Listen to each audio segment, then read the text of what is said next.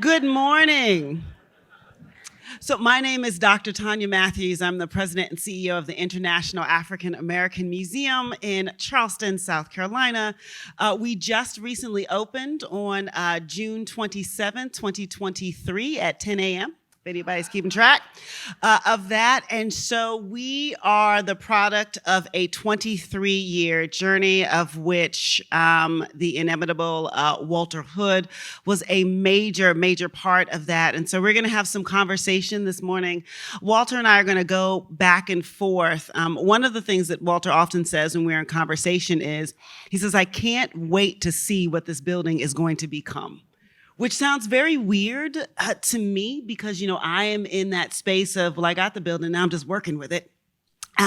But in terms of those who are in those spaces and who design from a particular vision, the idea that the space continues to grow and morph as it is used has been a really interesting point of conversation for us. And so we're going to go back and forth. Walter and I are going to talk some origin stories of what the design was and what went into the space. And then I'm also going to pepper in some thoughts about what's been happening in the space over the last 6.5, 7 months as she has begun to become her own individual, bless her heart, sort of in this space. So for those who haven't done necessarily preliminary research, this museum, this project is a 23-year plus project. We were first publicly announced in a State of the City address in 2020 by the former mayor of Charleston, Joseph P. Riley Jr., who made this one of his last capstone projects in terms of his 40-plus career as mayor of the city of Charleston. And so, one may wonder why something took 23 years, but I think after Walter and I finish this conversation, you'll wonder why it didn't take 43 years in terms of thinking through that. So as was mentioned, we currently occupy what was then the last remaining undeveloped piece of Gadsden's Wharf. Gadsden's Wharf was the former site of our nation's most prolific transatlantic slave trading port.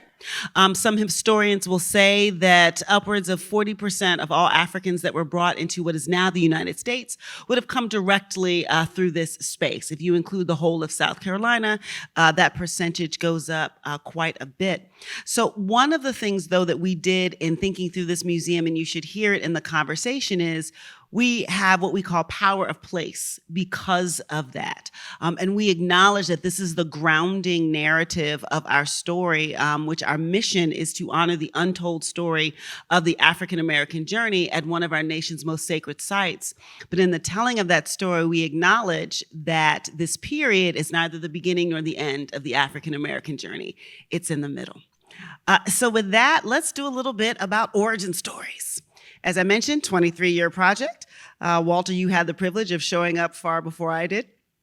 So when you came in, obviously we were still conversation and ideas. So can you talk a bit about what brought you into the project and those conversations that were surrounding that created the fact that we were going to need an incredible landscape to go along with this building?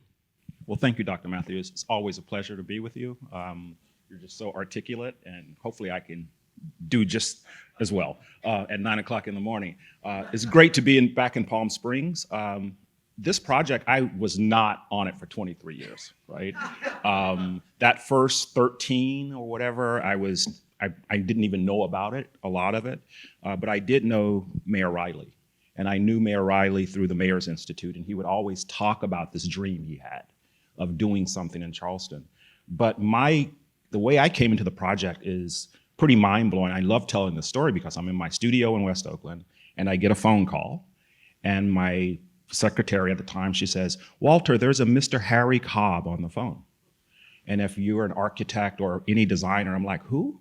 Harry Cobb. And of course, I immediately just get nervous as hell, right? And I get on the phone and Harry says, Walter? And I said, yes, sir. He goes, this is Harry Cobb. And if you know Harry, he has this long cadence of talking. And all he said was, I need you on this project. And he goes, I have Guy and I need you. And it's like, Guy. I'm like, who the hell is Guy, right? He was talking about Guy Nordensson, right? And at the time, but he was basically saying, I have a structural engineer and I needed someone to make a landscape. And very early, Harry kind of understood the potential of a work that was not led by an architectural diagram per se, but a set of ideas. And the idea that a building could be lifted and a landscape could get the respect that it needed. And going before that, the site was not here. The site was across from the aquarium. Right? Behind a parking lot? Behind a parking lot. And thanks to Harry, again, talking with Mayor Riley, he said the site should be on the water. And I think he pointed to a site that was being planned for a restaurant or something. And Mayor Riley, being Mayor Riley, made it happen. And I remember we were in a meeting in the aquarium, and we were saying, that's the site. And the city engineers were talking about toxicity and all this other stuff. And I asked, has there been an archaeological dig? And it's like, no. Can we do one? And the mayor looked at his people, and they were like, well, we got to do hazmat suits and all this stuff. And he looks out the window, and there's a guy literally in a hole, right? And so the archaeology took place, and we were off and running then. So in a way, it was the coming to minds of a lot of different voices, but I do think it was that moment in time where Harry, the mayor, the site, it was all in tune to be what we have today. I think it's remarkable as we talk about sort of getting the call and sort of coming into the space. So sometime after you got the call, I got a similar call. You know, the museum had hired a search firm to bring in the CEO that would sort of take us over the hump. And my first reaction, I spent the first 20 minutes of that call thinking that the museum was open. And that they were looking, you know, to see who would, you know, help the next generation. Because one of my mentors was Dr. John Fleming, was one of the consulting historians in the early part of this. And so I'm thinking, okay, so it's open. And at some point I realized, I said, what do you mean it's not open yet? Hasn't it been about 20 years? And she said, yes, but you know, they've just broken ground. We broke ground in late fall of 2019. Yes, there we go. Okay, people who still remember that time. So we broke ground in late 2019, and I got the call in late 2020 to come into the space. And I think once I realized that we hadn't yet sort of really built the space and built it up, I understood what I was being invited to become part of, which is to open the International African American Museum, which we had named it fabulously. And so I was very excited to take that project on. Part of the legacy of my professional lineage, a mentor who had worked on the project. But the more I discovered about the story of Gadsden's Wharf and how South Carolina was rooted to so much African American history, it became that kind of legacy as well. And I had been in museums. I had just finished a run as the CEO of a science center in Detroit, and it was very interesting because I had found myself in these conversations around inclusion and placemaking and space making and inviting folks into spaces that were not necessarily designed to hold them or their stories, but we were going to make a way. And the idea of transitioning into a space that was going to be designed to hold stories and to hold people who perhaps don't always get the greatest welcome into places like museums. You know, we as a museum field are learning that. And so it was amazing to think about how design was going to impact that. And then the kitschy part of me was like, yeah, okay, so we're going to redesign a slave trading port. I have got to be a part of this right here. And because it makes a difference, right, in terms of how people think about coming into that kind of space. And then the second thing I thought is, I wonder if we've told the neighbors. Because as Walter has mentioned, you know, we are a waterfront property now, so we are surrounded by residences who are in that space. And so thinking about design and building in that space made a very big difference. And Walter has alluded to, I think one of the central themes that bleeds through is the water.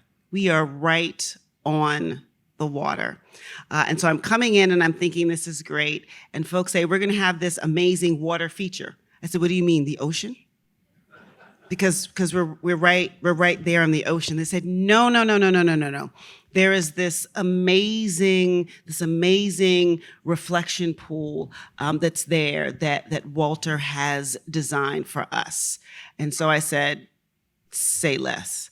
So Walter, let's talk about the Tide Tribute and what that is and what that looks like. Well, the Tide Tribute is, it's a fountain, basically. It's what we call an infinity fountain, where you put little water on a surface. If you ever go to Chicago, Millennium Park, people are playing in the water. It's a very simple idea. But a little background, when we were hired to be the landscape architectural firm, there was no ancestor's garden. There was just a landscape per se, and people were talking about commemoration in a lot of different ways. There was going to be a memorial. There was an idea about a memorial. And the board got together and was like, we need something bigger, and can we hire Walter to actually curate this ancestor's garden? And this happened in late December, I remember. By January, we put together a board, and we spent 2.5 days in Charleston just going to plantations, going to Sullivan's Island. And this is with scholars, architects, politicians, city people. Mateo was there. And we just went around to all of these places and had conversations. And we were trying to find the essence of the Low Country, and particularly the story. And the last day we were there, me and, I'm trying to remember who, Dr. Powers, we took a boat from that harbor, 8 o'clock in the morning, to Sullivan's Island. And then we came back because we wanted to take that journey. And it was prophetic to a point. And so we knew we had to do something engaging water.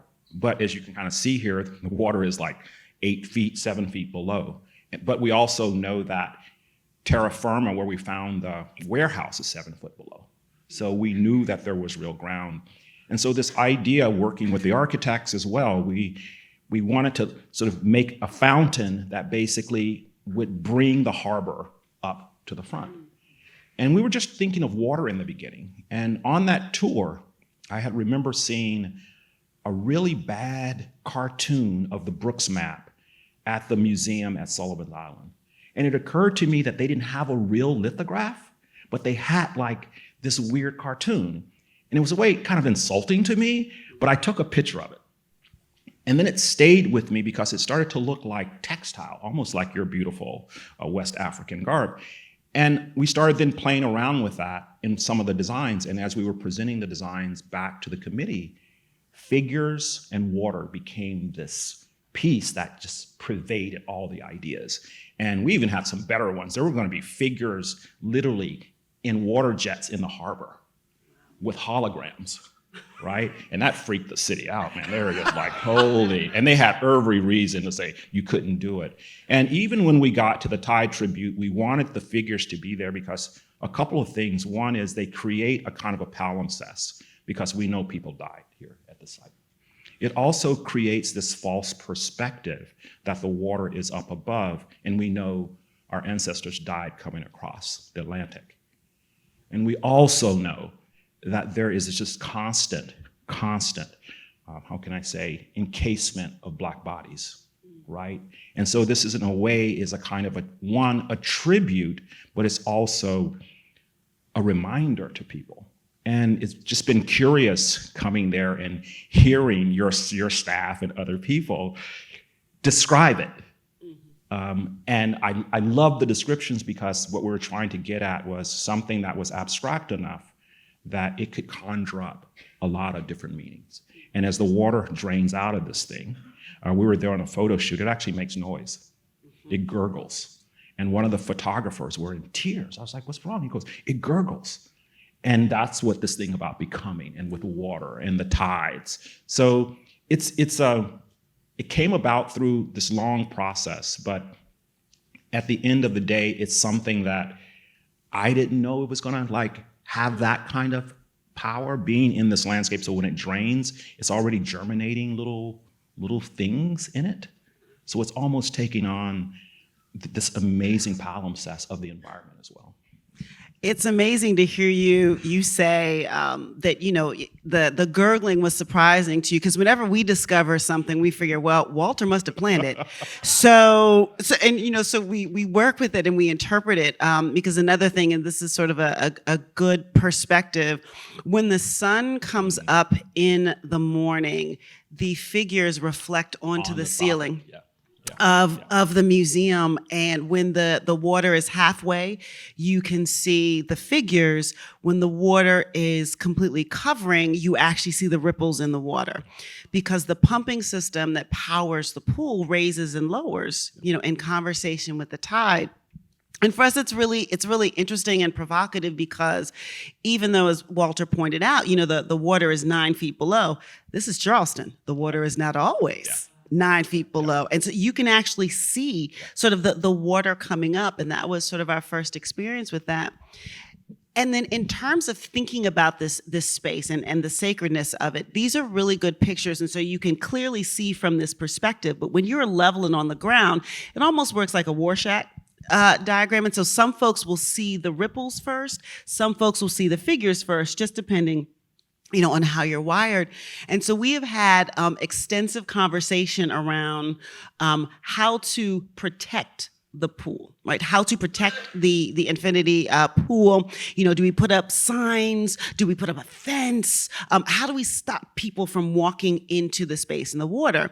But one of the other things that's very important to us is the sight lines, right? This flow of energy and air straight from the Atlantic Ocean across the entire property. So that makes things like fencing and signage not our first go-to that we want to do. What we've ultimately sort of come upon is, if you're in our space and you're hearing Walter talk, and we'll continue to talk, everything about this space is intentional. And so our job is not to prohibit or direct the way folks interact with the space. It is to give them encouragement, shall we say, to treat the space as intentionally as it was designed, whatever that means. So for example, we will have some folks come up to the pool, and they will see it, and they will stop, they will recognize, and they will back away, right? They're like, okay, I get it. This is the way I'm respecting. I have seen other people come up to the pool, see it, recognize it, deliberately, intentionally take their shoes off, walk into the middle, and simply stand there. Right? These are Black folks who are from the Low Country of a certain age, and they are simply standing there. It is clear they are having a conversation. It is clear we are not moving them out of that pool. And then there are other days it's 90 degrees and there's a kid. Okay, there's a kid. And they're going through the space like kids do. And it reminds us we are still in the middle of the story. And perhaps that reflection of joy is a moment of pausing. And so we're constantly having this conversation about this space and figuring out how we transmit, treating it very intentionally in that. So the pool remains sort of one of the major conversation points, not just for our visitors, but also for the team as we think about this space. Walter, you also alluded to the archaeological dig. And the storage house. So talk a little bit about that, and in particular, talk about how you came to determine how you were going to interpret that space for us. And I will indulge, the audience can indulge me, because I'm going to back up on some slides as we're going through this conversation so you can see. The warehouse is like really the artifact. Right? It's the thing that reinforced that what we already knew, that this was the place. And they actually found, I think, some pottery, mittens, different things that they had to reintern.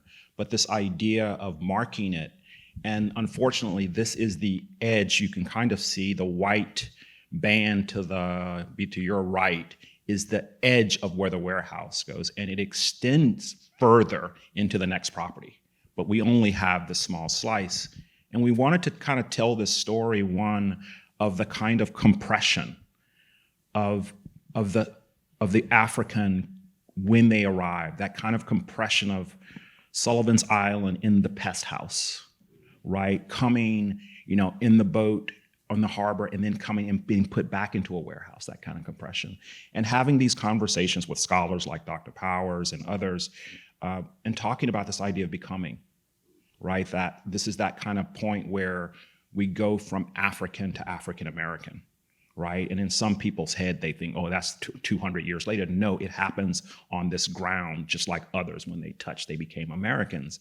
And we wanted to kind of have that moment where people had a feeling of that compression, but also I personally didn't want to have the typical kind of representational figure that you normally see when you go to these museums. There's the black slave being pulled by chains, that image. And so we wanted something to be a little bit more metaphorical, and so we came up with this idea of the kneeling figures. And so there are these almost rock-like protrusions that are becoming. They're like figures, and they're within this wall, and it's reflected on both sides. There's reflection. And so when you walk through, you get this kind of reflection of these figures. And there's this wonderful conversation between my two doctors, Dr. Matthews and Dr. Powers, of which way should they face. And if they went in, they're facing the Atlantic. But there was this discussion, should they be facing the other way? But the idea was to create a gauntlet. And I'd be surprised to ask you, when times I've been there, very few people walk through it. They kind of peek and they just keep going. Because it is, you feel that compression when you walk through. And so like the fountain, there are these moments where people are being people. Right? And I think that to me is what you guys have allowed the architecture and the landscape to be, without very much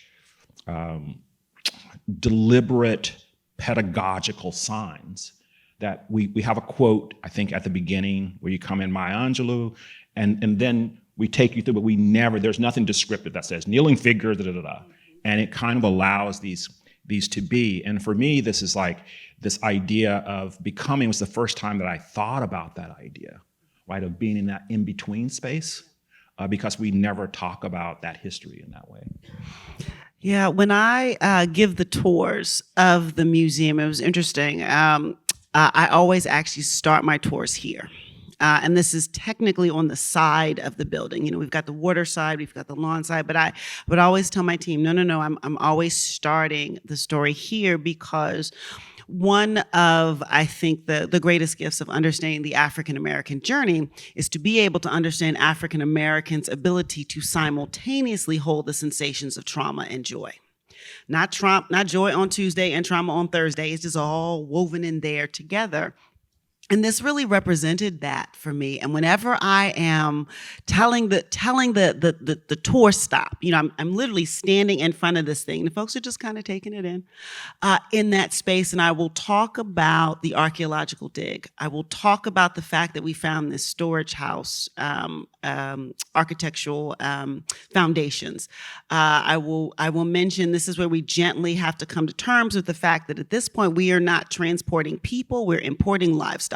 So we got to have a storage house, right, in that space. And you can see folks sort of tense up in that space intentionally. And then I say, and by the way, we're standing there right now. Yeah, that's the way I like to give my tours. And so then I will point out the outline that Walter had mentioned. Then I will say, look at the two black granite walls. I would say the outside remains rough. The inside is polished so smoothly, it acts almost like a mirror. So if you're standing in between the two, you'll see your reflection along with the kneeling hunched figures that are representing those that we lost in that space. But if you look at them as they get closer and closer to the water, they appear to be almost emerging out of the concrete. And therefore, on the outside of this, we have inscribed Maya Angelou's poem, "And Still I Rise." And to Walter's point, it's very interesting. Organically, folks seem to look at the space, recognize, and step back. After I actually give that explanation, I see more people walk through, and it's really fascinating. They walk through, I think, because they want to see their reflection. this idea that you could be reflected in that space. And this works for Black folks and not Black folks who are going in that space, and they're in there. And so now they feel like, I know what it is. I know what to do inside this space. If you don't necessarily have that context, it's really interesting to watch kind of what happens in that space. We get a lot of posing in front of the wall as well, particularly because on one half of it, it says, I rise, I rise, I rise. And folks like to be in that space. But it's definitely one of the things we watch and observe that has some hints. And we did have the conversation about which direction do the figure, because at first they were put in, we thought they were backwards and they weren't backwards, and we turned them around. But they're concrete. Okay, this is tons, and we're turning these things around. And the question is, will these folks be looking home, or will they be looking home? Right, which is an interesting and the similar question. In terms of that. But, one of the fascinating things is we talked about the polished Black granite and the way that can take a difference between whether or not it's rough or polished. I learned a lot more about materials on this project than I ever thought. That the debates on materials and wood and colors, and wearing. So we are right at the ocean, right? We're right on the edge. Salt water is a thing, right? She's got a personality, and she doesn't care about your feelings or your investments, and it will show. And so now I'm understanding sort of a bit more about that. So Walter, can you talk to us a bit about how you thought about the materials and the coloring? Because we do get a lot of comments on that. And folks are noticing everything from the granite to the wood to the plantation mix that we have on the ground. So can you talk a bit about how you choose materials for a space like this? Well, materials are pretty much, it's the medium of landscape when you kind of think about it, which I don't think we use enough. Just in places like even Palm Springs, you would think that light would be this amazing thing. You see it in architecture, but you don't see it in the landscape. And so here in Charleston, there's the ground, the brick, right? The wood, the wharf. I mean, it's just all around you when you start to look at it. The tabby. Mm-hmm. Right. Tell them what tabby is. I heard you speak about looking up tabby, and it's like no one invented it, right? Or something like that, right? It's anonymous or something like that, and we know that tabby is crushed shells, and we know that here the enslaved used that as a material in architecture and in the landscape for paths. But it's this material almost like opus africana by the Romans. They go to like northern Africa and they find that the sand, binds in a different way, but it's the same kind of thing, but we don't get that. But here we wanted that to be like on view. And so Harry wanted the columns, these 6-foot columns, they're made of tabby, right? And the ground plane under the building is all tabby. And as we were talking about it, in a way, it almost picks up the ocean floor, right? Because literally the tabby that we used in the fountain, I shouldn't say this because of my points, but making the fountain, we could not find the right craftsperson. It was a West Coast person that we had to do it because no one could make those figures. But we had to get the shells from the East Coast and bring them to the West Coast to get made and then take it back. And that was so important. I remember getting the call from the concrete guys like, oh, we got shells on the West Coast. No, these are not the shells we want. And so again, from the tabby to the brick to the wood, it just has that feeling of the Low Country. And these were things, again, that as we took our tour, we noted all of these things. But to have it in a tight environment, I think, pushes it further. But I think the other thing that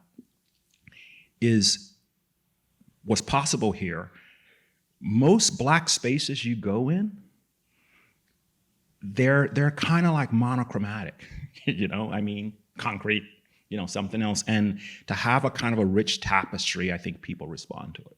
And I've noticed that in other projects, right? This rich tapestry that you're constantly trying to weave and evoke a place, And I remember doing this brick wall. They're like, this wall is never going to stand up. I was like, they have it on the plantation, right? I mean, and so again, working through all of these things and not really knowing how they're all going to mix together is also the piece. But I think what works that I didn't know was going to work as well was the tabby floor and the inside of the bodies. It's almost as if you kind of erased, right, the top and you found the bodies, right? And so there's a beautiful kind of relationship in the plan and the section.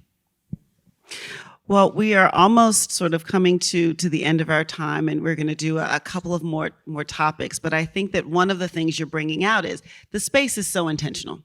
And it has so many layers. And often what we do get is people will come back and they'll say, oh, I didn't notice that the last time I was there. So, it is one of the things that I do, when we have our tours of the outside, we wait to tell folks about the tabby till we're in the middle. We're like, now look under your feet. Looks like pieces of concrete, but it's not. It's shells, and folks then become very, very fascinated about that and how that goes. The other thing folks notice are the benches that are here in this space, and one of the reasons that they note the benches is because the benches are also paired with these badge frames. And so we talk through the badge frames. Those diamond shapes are reflective of the slave badges, the slave tags. So when the enslavers were loaning out their enslaved property, you clearly wanted your property back, and so you would have to wear these badges outside on your clothing to show that you had permission to be out and about. And they also had what your skill set was in that space. And so we wanted a way to reflect that and to tell that story without being overly descriptive and prescriptive. So you'll see that on this space, we're looking at simple wood blocks. And so Walter, can you talk about some of our conversations? Because one of these badge frames does not look like the others. And we were very intentional about that, but also the juxtaposition of those badge frames and the really majestic benches that we have in this space. Well, we owe that to you, right? They were not in the design, the badge frames. And we had gone through a process of maybe 20 some odd different schemes, and there was a scheme for badges. And underneath the building, the premise was when the museum opened, every African American would get a badge. And the museum would stamp it, and it then would get hung under the building on the soffit. And in my mind, after the first 1 million people, you would have these amazing screamers of badges you would have to walk through, right? And that was immediately rejected as one of the ideas because it's like, well, who's going to curate it? It just brings up all kinds of things. But it was going to be a wonderful thing because the first 2 badges was going to be Obama and Michelle, President Obama and Michelle, which is like next to like the baker, the stable master, that idea that how far we've come. So that idea was kind of put back in a bag. And so when the Dr. Matthews came on board, she was like, what are some of the other ideas you guys had? And so I took her through these ideas, and she immediately was like, what's that? We got to do the badges. And so we had this conversation. So at the entry on the other side, we actually have replicas of badges that actually have numbers and actually have the different occupations. And then we decided that we wanted these other seating areas that people could actually be in clusters around the site on the north side where people wanted to get away, right, from the action. And I love that you even took one of the benches and took it and placed it in the grasses, right? And so I love that kind of participation that actually provided this next layer. And in a way, I found that it allowed you to be with us in this journey in a way that was not just administrative, but you actually became part of the design process. I will say it was amazing kind of working sort of in that space. So, I didn't quite know all of the names and the accolades and those kinds of things, but I did understand the intent. I understand I was working with an artist. This is an art museum. You all work with artists. Yeah, giving artists tips. Woohoo. Okay. And so I was in that space sort of very, very gently. But one of the interesting things is my background, while I had worked at museums and history museums, I had been on the science museum side for quite some time. And so one of the advantages that I had is that I still had a bit of the eyes of a visitor. Right? The eyes of someone who wasn't so steeped in what a history museum was supposed to be or exactly how the story was supposed to go. And so I could imagine myself in the visitor and visitation space. And one of the things, the bench that Walter is talking about, I'm like, we have these lovely sweetgrass gardens, and there's nothing in there. But it was also going to be a very big focal point because South Carolina, the Low Country, is known for our sweetgrass baskets. And the weaving, and this is where they come from, right? They come from these grasses, and we have several elements of the materials that go into those baskets on the space. And I'm interspersing, pictures of the space in use because it does really take on a life of its own. Left to its own, the solo picture of just this bench in the grasses is majestic. It is contemplative. And it's a gorgeous shot that we use often. But the shot with the three little girls having a conversation, it really does speak to what we're trying to say, is that we need to understand these stories to move forward, and trying to create a space that reflects that, as opposed to holding us sort of in the back of those spaces. One of the things that Charleston, South Carolina was coming to grip with was, we need to tell these stories, but how do we tell these stories as a way to move forward and not as a way to kind of hang out, in the back of those spaces. And so this has been just sort of that kind of amazing journey in that. And so, Walter, sort of to kind of, as we wrap this up, thinking in sort of a 360 kind of format. Okay, you've worked on a cajillion projects. You're working on a cajillion projects. You'll work on a cajillion projects more. So can we talk about sort of the way you use those previous post and future inspirations? Because I remember you taking me through sort of a series of pictures and showing me some of the things that you had been looking at. Some were yours, some weren't, and it was almost dizzying for me in that space. So can you talk about how that works when you're stepping into a project like this? Yeah, it's really tough to try to come up with new ways to do the same thing, right? Like, we're making a park for a museum, and so we use in our studio matrices, and we do an iterative process. And my staff hate me because every project, will bear, I think we had 23 different ideas. But the ideas were not just an idea. We take them all the way through a conceptualization, three-dimensionally, and represent them. Wow. Right? And so in a very fast way, and so very early in this project, to get to, how can I say, I knew people would not want figures on the ground, particularly my beautiful ladies with the hats, right? I mean, the older people, they were like, Mr. Hood, we don't want no dead bodies on the ground. But to take them through a process to see things that was pretty audacious, like we had bodies on the ceiling. There was one scheme where it was like you came in and bodies were everywhere. We had, the harbor was doing a thing. We had one scheme where we lifted up the bricks and you could go in and leave a vigil, light a candle and leave a thing, freak people out. But all of these ideas allowed us to kind of create a context where we could go up to the line of what was possible. Because again, in places like this, we don't get, people using ideas. It's like those tropes keep coming back. And so from all of those 23 things, then there were pieces that people wanted and liked. Like they liked the landforms because it reminded them of the dunes.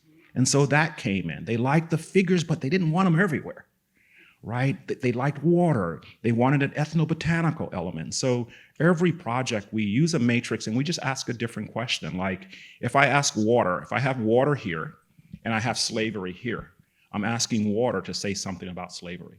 And we normally don't ask those questions about things. Like the ground, can the ground say something about slavery?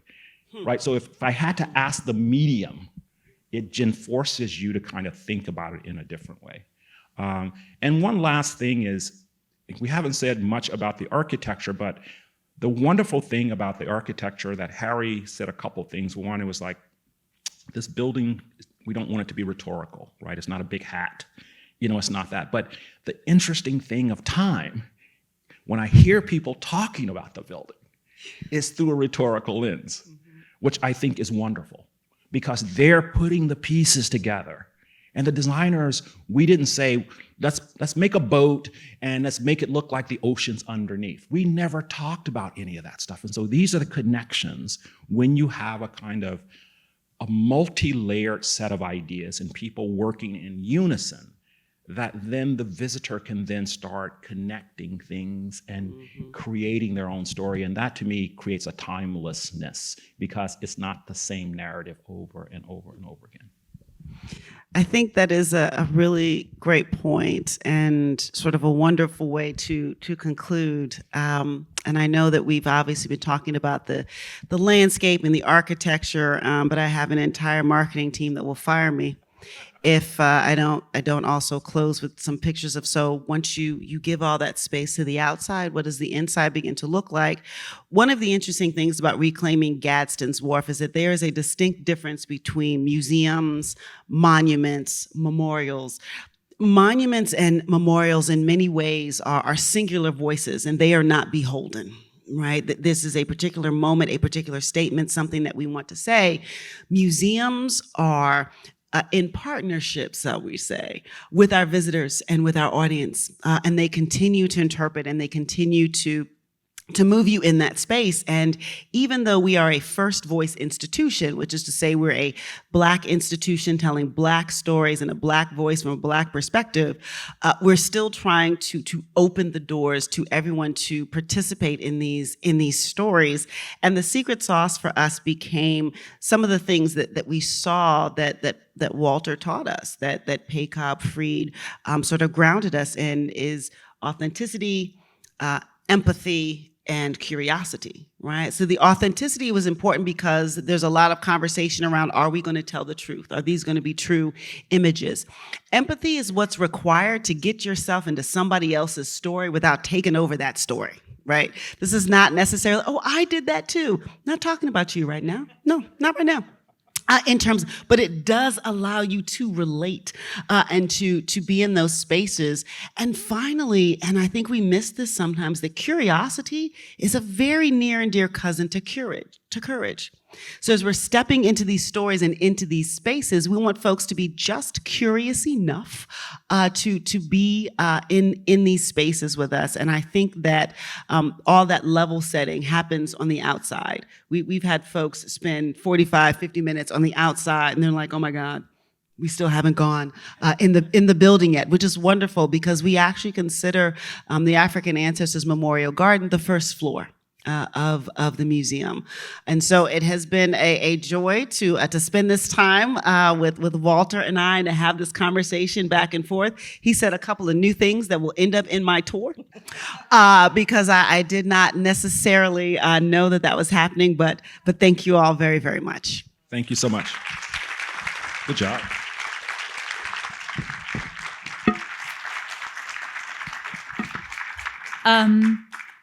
Thank you both so much, Dr. Tonya Matthews, Walter Hood. I mean, that was just a verbal journey that you took us through that was so incredibly compelling. I've got 1,000 questions. You had mentioned just one super quick question before we move on. One of you had referenced, the future sort of millions of people who would visit, when you were thinking about whether to have the cards. Just out of interest, the museum's been, open for about a year? How many visitors have you had? No, the museum's been open for 6.5, 7 months, June 27th, 10 a.m. And so in our first 6 months, we had just over 92,000 visitors, and we just recently crossed the 100,000 visitor mark. So we encourage you to come on over to Charleston, or to go online and become a member now from afar. So you can become a member from afar. Actually, you can. It was very interesting in our charter membership program after South Carolina, and I don't know why, I owe you guys a gift of gratitude. California was our second largest contingent of members for the museum. So we're very, very excited about that. Not just a museum, but a little bit of a movement, perhaps, as well. Well, really, thank you both so much. And what was so evident about this talk was the incredible intentionality about every decision that was made about the design. And that is an ultimate goal of everything that happens at Modernism Week, which is sort of understanding the degree to which intentionality about design can achieve narrative aims, it can achieve aspirational aims. And so to hear you unpack it in that way is just so very interesting. And to start to make distinctions between what does a museum do versus what does a memorial do. And that's, in a way, a prelude to our next conversation, which is going to be about another museum, the Smithsonian African American Museum on the Mall, and then a rather different kind of cultural venue that is also bringing alive African American narratives.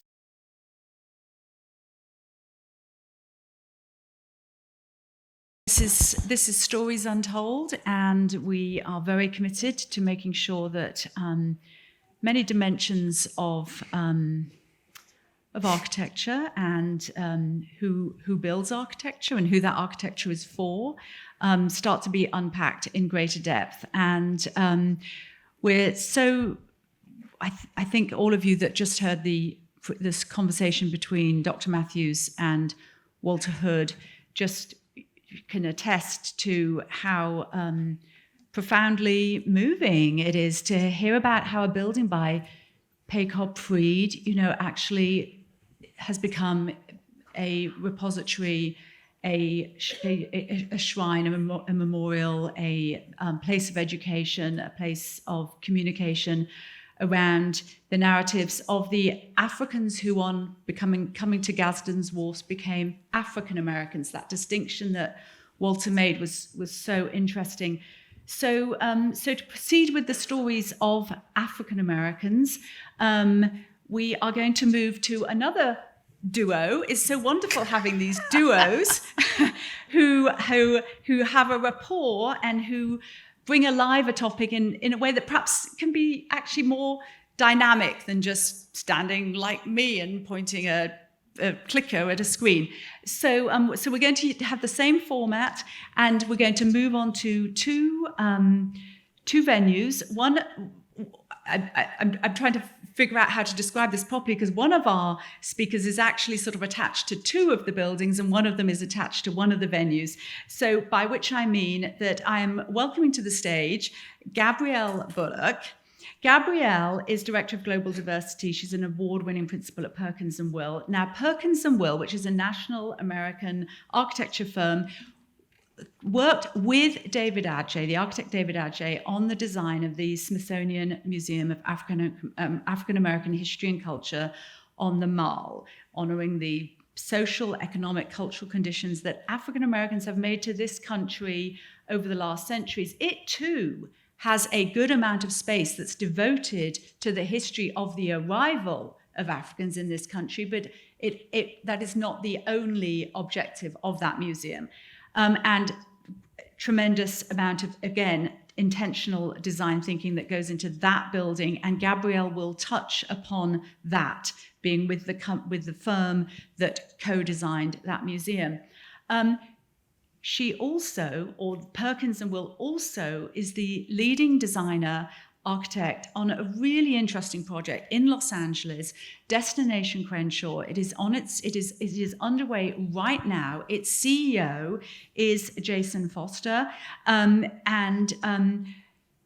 Jason comes to us from Brooklyn, then via the LA River. He's been very involved with, I guess, sort of the community building piece of the kinds of institutions that we're talking about. Destination Crenshaw is a very interesting response. It's really an art infrastructure, a community engagement project that has come about because of actually a decision that was made as the mass transit system was being built out in Los Angeles to have a stretch of light rail line go down the Crenshaw corridor rather than being buried underneath. And this led to a very interesting community response, which has led to this project, which I guarantee you is going to become a much sought out destination. The question is, as you will hear discussed, is the destination who for? For the people of the Crenshaw area, or the people from outside who go to take a look? And that piece, sort of who's telling the story and who is the story for, is, I think, a theme that's running through the buildings and venues that we're talking about this morning. But with that, I'm going to hand off to Gabrielle and Jason. They will speak for around 40, 50 minutes, and then I'm going to invite our previous speakers back up on stage, and we'll all, as a group, have a conversation. Just FYI, this morning is being filmed, so hope you're all good with that, but I'm excited that this is going to live on in posterity. So over to you, Gabrielle and Jason. Thank you, Frances.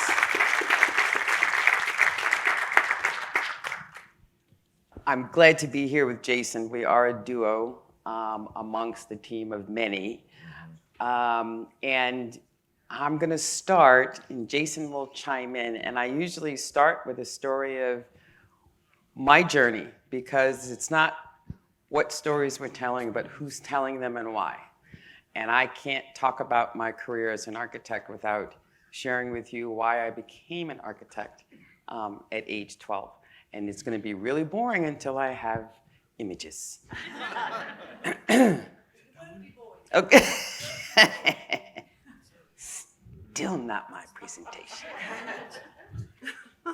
Although there are some similarities, there are some words that came up that are very intentional. What words did you hear that resonate? Deliberate. Go black. Definitely design. Definitely design. We can take this on the road, y'all. Community. Black. Super black. Super black. Okay, it's here. There we go. Thank you. Okay, Jason, do you want to say a few words before we get started? Black. No, I think one thing I'll say is we are a duo, but I, in a lot of ways, see Gabrielle as a person that is willing this project. So we heard 23 years in the making. Ours is 10 years in the making. To be a person that is watching people will things, it is, in essence, a very humbling thing. So I'm a duo in a supportive fashion. So I'll be supporting you today. Well, it is humbling all the way around, and hopefully I'll share some of that with you.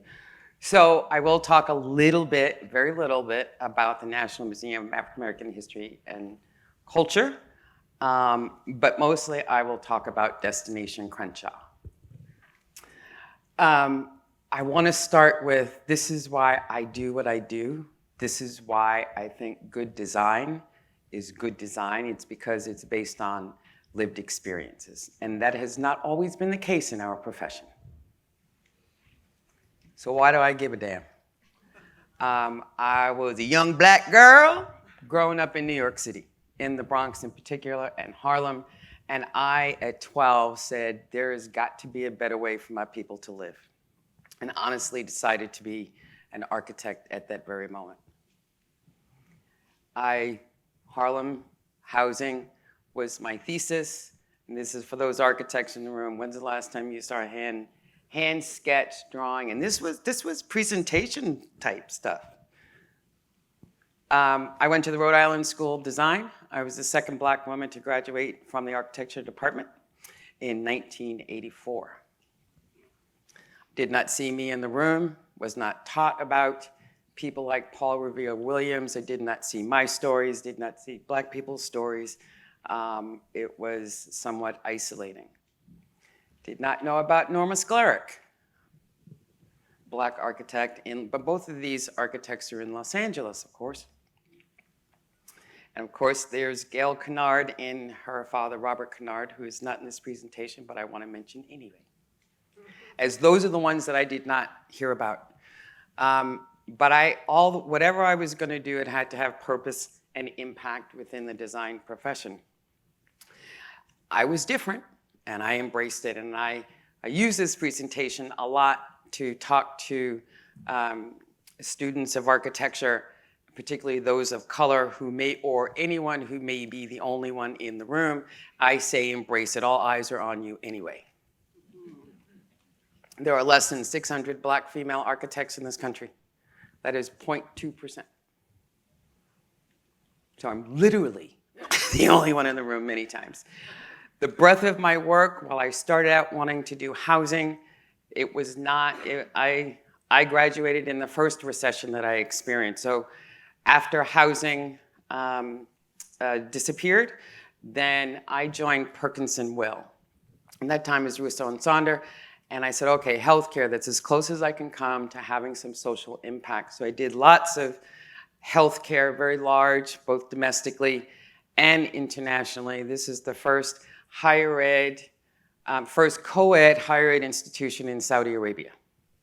Cultural competency, that's when it became crystal clear to me that architects in general are not all the time. Hospitals in Saudi, children's hospitals in Saudi, trauma hospitals in Saudi, facade beautification at Cedars-Sinai, from large to small, a Girl Scout camp here in Los Angeles. Some supportive housing, prefab. But the projects that mean the most to me at the moment are projects like this, which is a mixed-use housing in a 4-acre park in South Los Angeles, Slauson and Wall. There's a project I'm working on in Baton Rouge. And Baton Rouge has a corridor. It's Florida Avenue turns into Florida Boulevard, runs east-west, and is literally the racial dividing line of that city. It's the racial dividing line of economics, social engagement, poverty, success. That is the line. This project is about trying to erase that line if folks want it erased. And through the engagement process thus far, we're not sure that everybody along this boulevard wants it erased. So that is the challenge on that project. And of course, there's Destination Crenshaw, which I call the project by us for us.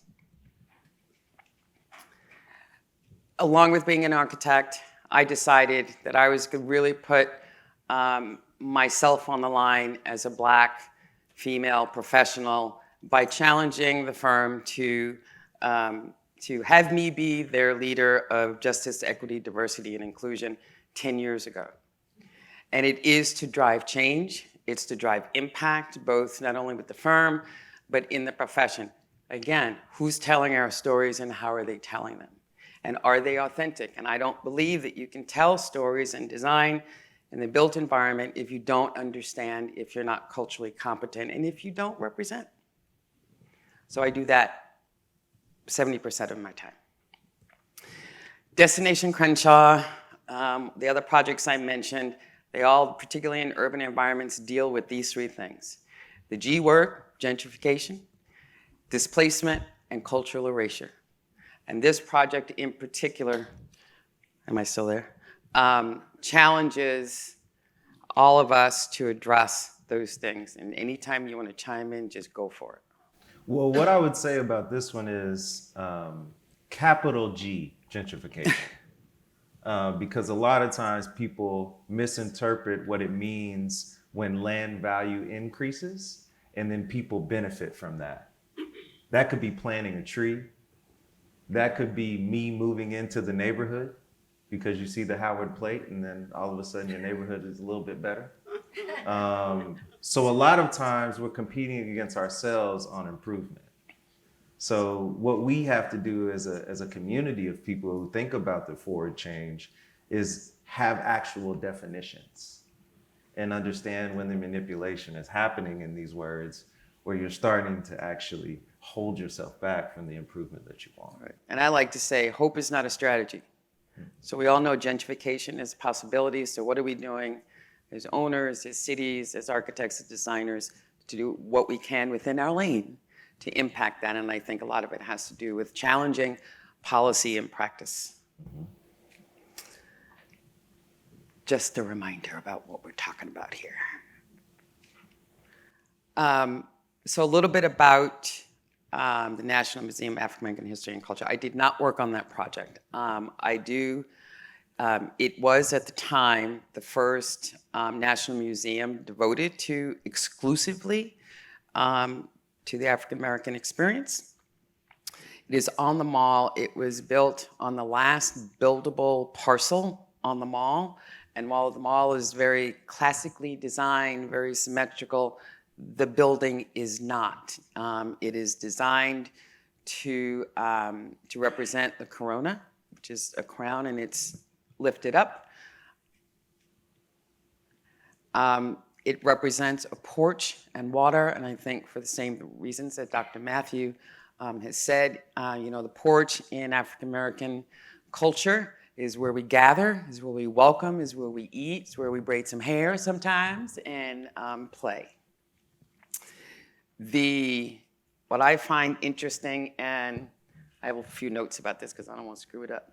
A few similar concepts about the way this project was designed is that it's based on emotional themes of memory, of movement, and of resilience. And I don't know who has been to see this museum. I see quite a few. Everybody else should go see it. It was probably one of the most emotional experiences that I've had. 60% of this building is below grade. It's underground, and it's meant to feel. And the way that you experience the museum is you start at the bottom. And the lowest level represents slavery. The ceilings are low. You are very uncomfortable. You are very tight. And then you move up through the eras. The design of the facade, it's bronze, and it's designed to reflect the different times of the day, the different complexions of Black people. That is intentional, right? There are exhibits in this building, in this museum, that are educational in nature because many young people were not taught about certain aspects of our history. So it's in this museum. What else can I share? I'm always interested in how do we achieve what we set out to do as designers and architects and landscape architects to avoid the budget cuts, value engineering, and it's to have the non-negotiables. And I understand that this team of three major architects, Philip Freeland, David Auger, Max Bond, and the Smith Group, all agreed that the shape of this building would not change, no matter what, that the color of the corona would not change, no matter what, and that the porch would not change, because that's how important those aspects of this design tells this story. And just as a point of fact, the angle is the same 14 or 17%, I can't remember now, as the monument. That's all I got on that. Okay, now let's go to Destination Crenshaw. So it's in South LA on Crenshaw Boulevard between Slauson and Vernon. And it's two sides of the street. I'm going to share a video in a minute, but it was the result of the extension of the train. And I think one thing I can point out here is, and as you all know, infrastructure investment, especially in Southern California, is a big conversation, right? Like, how do we actually use public transportation and how it can benefit our lives, whether it's in the state or on the federal level? And the investment is taking place, right? So there's a $30 billion pipeline in public infrastructure investment happening in LA alone. And this $2 billion rail was to actually build a train to get people from LAX to mid-city as quickly as possible.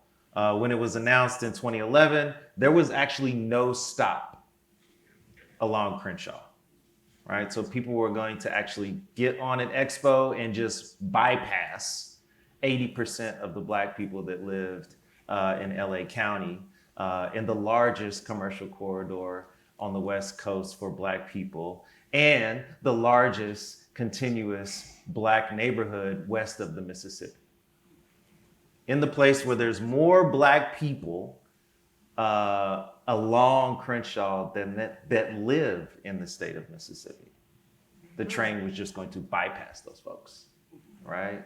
So the advocacy that created our organization and created the project is really from that place. How do you take an injustice and actually make some lemonade? How do you look at a situation that obviously wasn't supposed to benefit you? This is not the black and white photos of infrastructure's wrongs of the past, but these are very 4K and in color today, right? And how do you actually use that as an opportunity to think about how you want to preserve your permanence with your culture moving forward? So let's hear from the community. Destination Crenshaw is an open-air people's museum that runs along Crenshaw Boulevard, designed to celebrate the contributions of African Americans in Los Angeles to our city, to our state, our country, and world. It's not only an outdoor museum, but it's an opportunity for visitors all over the country and the world to get to experience the Crenshaw that I've come to know and love. We've done a lot to contribute to the health and welfare of Los Angeles, and we want to tell the story. These are their experiences. These are their stories that we're telling straight from their mouth into the built environment. And this is part of our culture. This is our culture. Destination Crenshaw grew out of a long-held tradition in the Black community. That is to turn disenfranchisement and discrimination into opportunities and benefits for our community. I think Destination Crenshaw helps solidify a footprint in Los Angeles, because I think it's a very visible reminder that people of color have been instrumental in the development of Crenshaw Boulevard. We have put down some serious cultural roots, so we need to build on that. When the decision was made to put a train along Crenshaw Boulevard running at grade, something that doesn't happen on any other major street in the city of Los Angeles, the community responded by deciding to build a people's museum.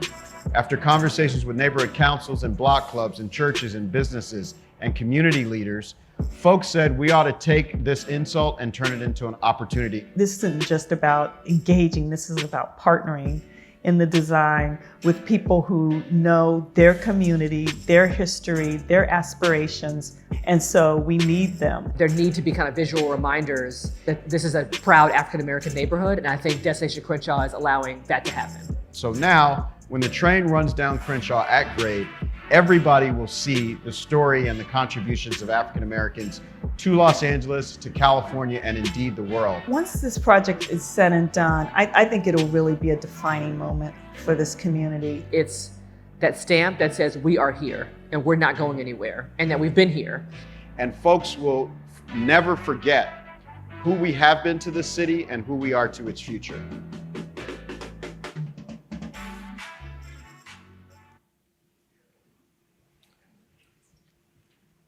Okay, so it's 1.3 miles along Crenshaw Boulevard.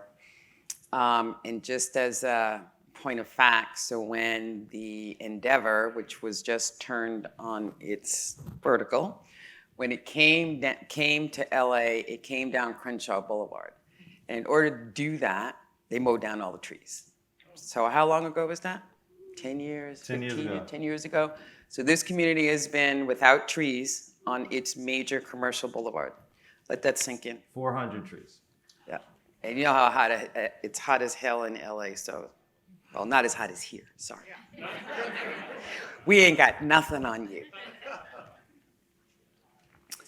I wanna highlight the team because Zena Howard and Phil Freelon were intimately involved in the National Museum of African American History and Culture. And that put us on the map for doing this kind of work. Other members, Drake Dillard, lives in the community. I was known to many in the community. But those are the reasons why we were chosen for this project. The council member told me the other day we were having a meeting, and it was sort of an interview with others, and he said, we picked Perkins&Will because this team, they feel us, they get us. And it was the first time in my 40-some-odd year career, one where I had a Black client, one that felt me and got me, and one that I've not felt this much pride working on a project my entire career. And that is true of everybody on this project. It's amazing how inspiring this charge was. So we broke ground in 2020, right at the beginning of you know what. February 29, 2020. I was brought onto the team November of 2019. We told the whole community, we're about to build this whole thing, and 4 days later was the first day of home order. 4 days. So we're here. But we're still going. So Oh yeah. nonetheless, so it's an outdoor cultural experience. It's not, I know we use the term museum. It's not so much a museum, and it's not chronological, and it's not meant to duplicate what already exists. It is meant to be unique to this place, celebrating its culture and contributions, create a unique experience. And Francis said, for who? I think it's for both. It's for a visitor, but most importantly, it's for the community, for them to see themselves. Again, as architects and designers, we have to make some commitments. And we are not recreating a place. We like to, words matter. I do not use the term place making unless I really am making a place. This is placekeeping. The community was not just, I'll just report back to you, the community truly was a design partner. We were going to celebrate this culture and at all costs avoid its erasure. We are not saviors. Although I wear black a lot, I'm not the black cape who's coming to save everybody. And it's got to build community and economic stability and invigoration, and hopefully be a model for other communities across this country. I know you got something to say. Yeah, one of the things I want to say about this, my first meeting with the Community Advisory Council, and these are 25 people from our community that have been meeting quarterly since 2017 to really design everything for it. It's one thing to hear that. It's another thing that literally in that 95% design meeting, they changed the colors of the shade structures. So the first meeting I'm in, I'm like, oh, wait, well, so we got to redo all the renderings. We can't use the video that we just did and finished. Okay, this is community design. That's right. And that's after working 8.5 years for the LA River Project, where that was always our intention, right? But we never quite landed the plane. Right. We never quite were able to get those community ideas back into the project. So to see that and to see actual community members participating at that level, I mean, for me, that was how I knew I was in the right place. So, what is this thing? Met with lots of community members, had lots of conversations, listened to their stories, what stories to tell. And after meeting with them for quite a long time, what became clear was this community's resilience, their commitment, their pride. And so we said, how do we bottle this thing and I think it was Zeno who had just read Root Shock by Mindy Full of Love, and the idea that this community, despite all its hiccups and bad times and turmoil, whatever, stayed put, rooted. And so we thought, and it reminded us of nature. So the theme that we started to think about was this root structure, which is a horizontal root structure, rhizome. And you could probably come up and tell me, Walter, or you'll let me know if I'm screwing it up. And it grows in one direction and can span out. It's very hardy. And then the giant stargrass, which in the States, it's Bermuda grass. And it's very hardy. You can't kill it. It can survive just about anything. And it was once used as slave ship bedding. So that became the start of a metaphor for this project. And so if you overlay a root system, this represents the 1.3 miles. South is to the left, north is to the right. And that's the 1.3 miles across on either side, including either side of the street. And so how do we interpret this storytelling that we're about to embark on? And so we thought of interpreting this into 4 nodes. Improvisation on the south end speaks to the music. Nipsey Hussle's store, Marathon Stores, is at that end. First person stories, Dreams, it's near a high school and a couple of other schools. And then the biggest node would be the togetherness at the north end, and that speaks to the gathering and the getting together and celebration that is very typical for Black culture. So at each point along the boulevard, we've identified major intervention locations within those nodes. The parcels are public property, city-owned, given to us, very few private property locations. So the idea is that there will be a pocket park, however big we can fit in that land available to us, with major public art. All of the artists are Black, all of the stories are Black. This is an unapologetically Black project, period. Black period, there you go, Black, Black. Yeah. So I'll go through each of the parks, but you see the dotted line, that is the train. I'm sorry, in the middle is the train, the dotted lines are the extent of the project on either side of Crenshaw. As Jason said, the train does not stop in those 1.3 miles.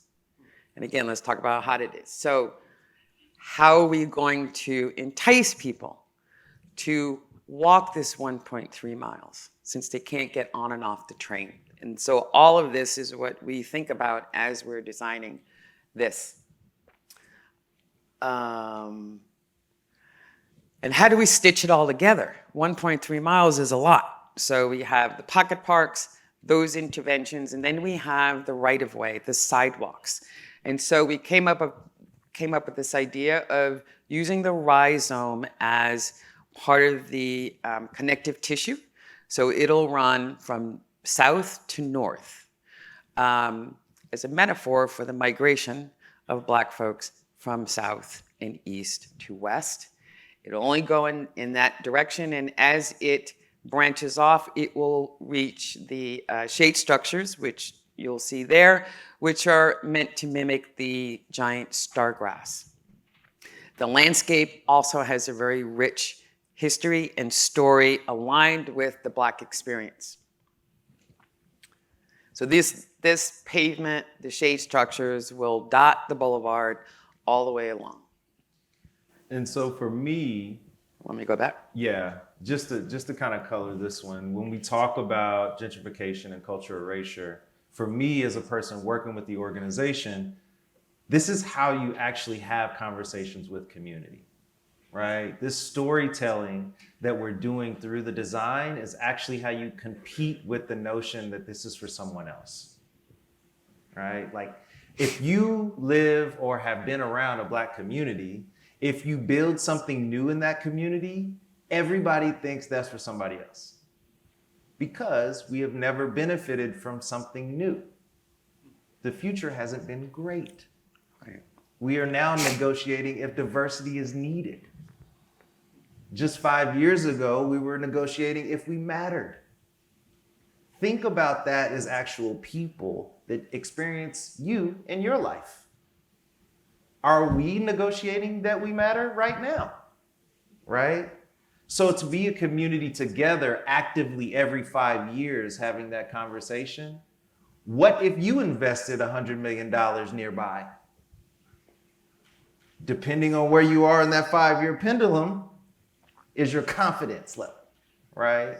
So you have to build infrastructure that can actually withstand the change and trends of conversations. And that resilience is actually what we try to mirror in the Black design as well as the Black community. And so just thinking about the trees and the replanting of the landscape, it was not enough just to give 400, right? 400 trees were taken out so people could actually experience a space shuttle and a new train. But what we wanted to do on the project is actually replant trees that were worthy of being along Crenshaw. So we actually took out the kind of public trees that they were going to put in, and we put trees in the project and doubled the number. So we'll be doing 822 along the corridor and throughout the tributary streets, but actually building a color palette that bloom in February, right? And then in the landscaping, we wanted to look at, and this is MLA Studios coming in to do the landscaping, and one of their architects, Anton, really wanted to think about Black art, and specifically Kerry James Marshall, and how he would actually do his paintings Black for Black's sake, right? Trying to make sure that people understood and knew that Black art existed, but he also threw a lot of nods to the African diaspora. So the color palette of our landscaping will actually mimic a Kerry James Marshall painting throughout the corridor. Again, blooming throughout the year, but blooming in a color palette that mirrors, the joy that we have, right? And each node would represent a different color of the shade of the landscape, as well as the stories that will be told and the art to be shown.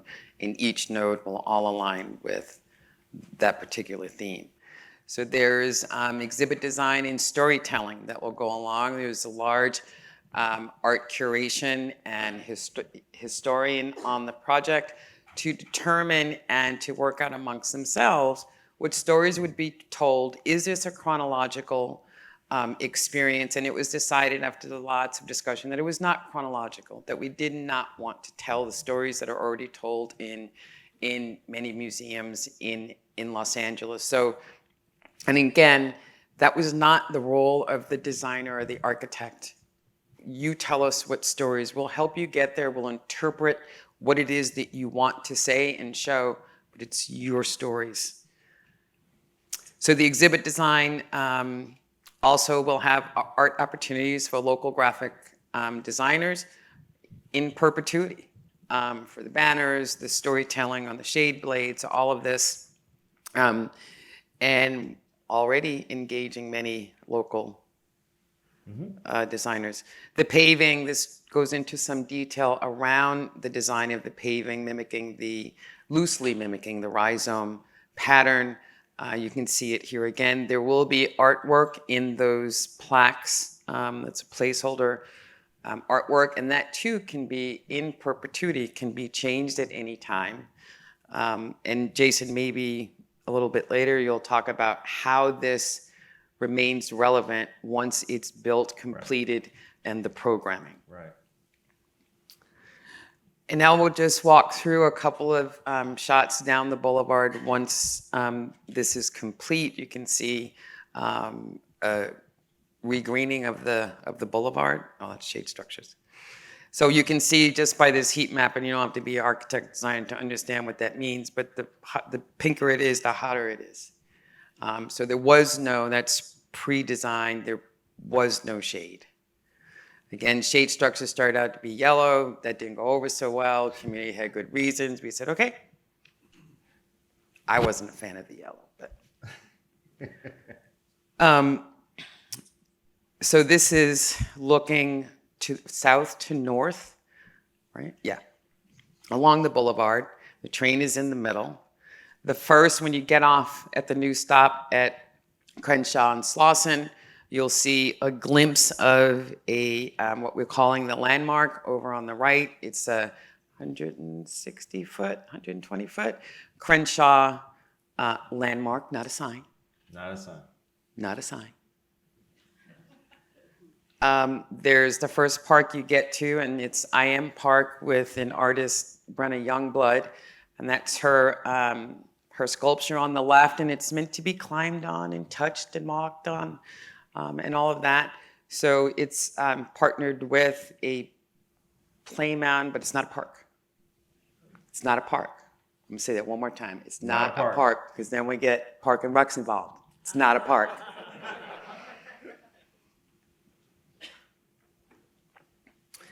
Wherever there is a blank wall, it's an opportunity for an artist. It's an opportunity for donor recognition.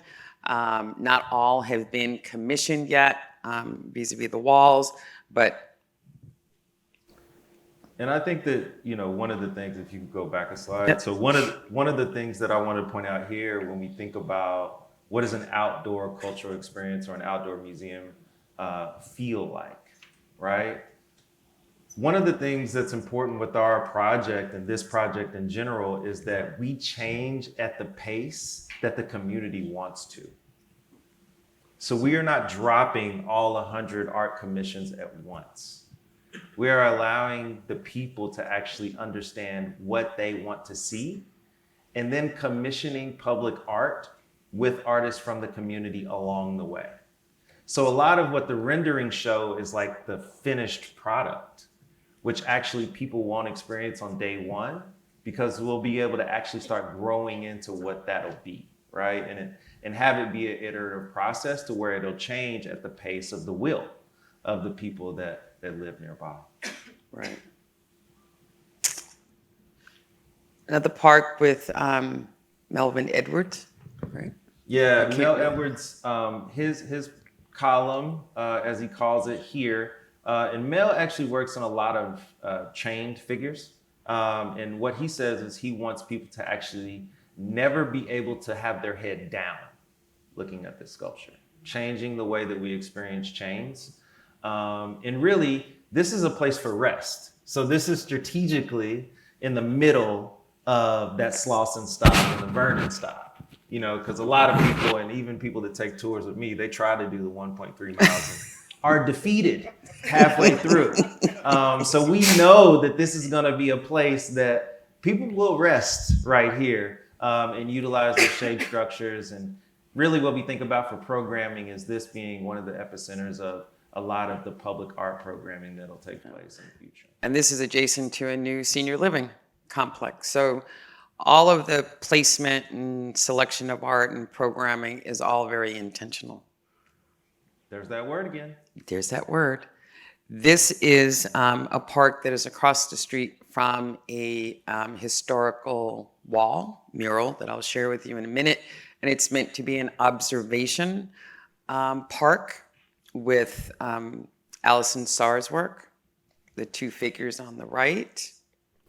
And you tell this story really well. Yeah, so Allison, who is quickly becoming, you know, the greatest thing about Destination Crenshaw is we have these artists, but I'm not an artist, right? So I'm a community organizer, so I just like talking to people. So, you know, they kind of battle for being my favorite people, you know? So Allison is quickly becoming one of my favorite people, and she's working through her sculptures right now. And she said, you know, Jason, I just want to remember the people that used to walk on Crenshaw when I remembered it in the 50s, because they were looking fly. And so these people will be dressed up to the nines at the Sunday's best. The man will have a cane. The crown will be of household figures, because we take the things that we have, but we are still royalty. And they will be within the folks, right? Allowing us an opportunity to know that, you know, times like this are today, right? And these people walk amongst us. And it'll be next to John Outerbridge's acquisition that we made. The legacy continues. He did a show in Tijuana where we took the last remaining piece of his sculpture and we're actually embedding it in the park. So when we think about a term that was really coined, and the first time I heard it was from this project, it's called cultural infrastructure. Thinking about a way in which we can embed our public art inside of the community, right? Because I am, like I said, not an art person, but museums have I've had a kind of weird relationship with them. Like, should I be here? Should I not? Try to get some coffee earlier. I mean, you guys, I'm it happens. So, thinking about how we can actually participate in things that we know we deserve, but really bringing those things to folks. And John Outerbridge, who has passed away, was a huge figure in public art and just art in general in Black LA. So having his piece be embedded, working with his family and his daughter specifically to make this happen, and having people be able to just sit next to it is a dream. Well, and the other real world problem is about parking. So this was a very large parking lot. Well, we negotiated with the community, you can have both. You don't need the double lot. You could have parking in the back, right? Because what you get by doing this park is you get to view this wall. So this mural has been around since the 70s, and it was created by local Black artists and maintained by them on their own all these years. A new group will be, part of the members of the original group will be re-engaged and recommissioned to redo this 300 foot, 800 feet, see? Yeah. Mural. So that's what it would look like. And we're taking 2 parking spaces from the elevated street above to create a parklet so that, again, you can be above the wall, looking across the street, looking above the train. Otherwise, view and experience of this significant mural, cultural asset, would be impossible with the train. And this is an example of how infrastructure can actually listen, right? Because that Crenshaw wall has been around and the city has been trying to revitalize the wall since the 90s. If you go on a public art website for the city, they still have a webpage up saying they're gonna do it. But it's not easy to contract 26 artists. It's not easy to actually get this recognized as a public art project for the city. And so the nonprofit Destination Crenshaw actually being able to do that is really giving these artists the acknowledgement that they should have deserved, right? Like, we know it in our community and we see it in music videos and movies all the time. But for now, to have it on a placard permanently and represented in that way is something doing much more than what the commission is actually doing, right? It's actually refilling those artists with what they already knew they were doing through their art. At Crenshaw High School, we hope to commission a mural with the students. At the very end, at the northern end, is Sankofa Park, which is 30,000 square feet. It is by the largest park at the culmination of this experience. It is an elevated park, and it is called Sankofa because of its shape and because of that bird that you see. The Sankofa bird is a West African bird that has the unique ability to turn its head all the way around. And one interpretation is go back and get what was taken from you. And the other interpretation is look forward as well as look back. So the shape of the park at one apex brings you to the top, and you can look back to where you came from towards the south, and to the north where you're going. This is in the togetherness node, so it is really meant for the largest gatherings of many different kinds of programming and experiences. There are 5 major artists shown in this park. Gerard Stripling will be there on the right. That is the tunnel lid. That is where the train goes below grade.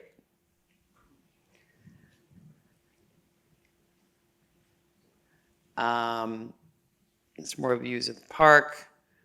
Marion Hassinger's, I call it the ball of love. Is that what she's still calling it? Object of curiosity. Object of radiating curiosity. love. And if you go back to that one, so second favorite, Marin actually works in this pink color, and she uses that, and she told me it's to balance the rage that she has as a Black woman, right? So just thinking about the experience and the user experience of being in here, playing with it, it's got lights, you're jumping around, and then you hit the QR code, and she tells you that. I'm just gonna take a picture of everybody's face when they change. Because I think that acknowledgement of the duality and the multitudes of experiences is something that I hope happens throughout Sankofa Park.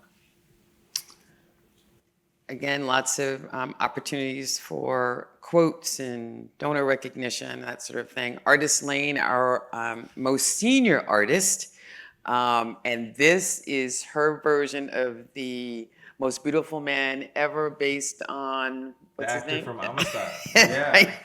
So third favorite person, Miss Lane told me that, you know, through this Emerging Man series, she uses the actor from Amistad as the model for her cast in order to spend a little time. And so she's 96, and I mean, obviously a genius.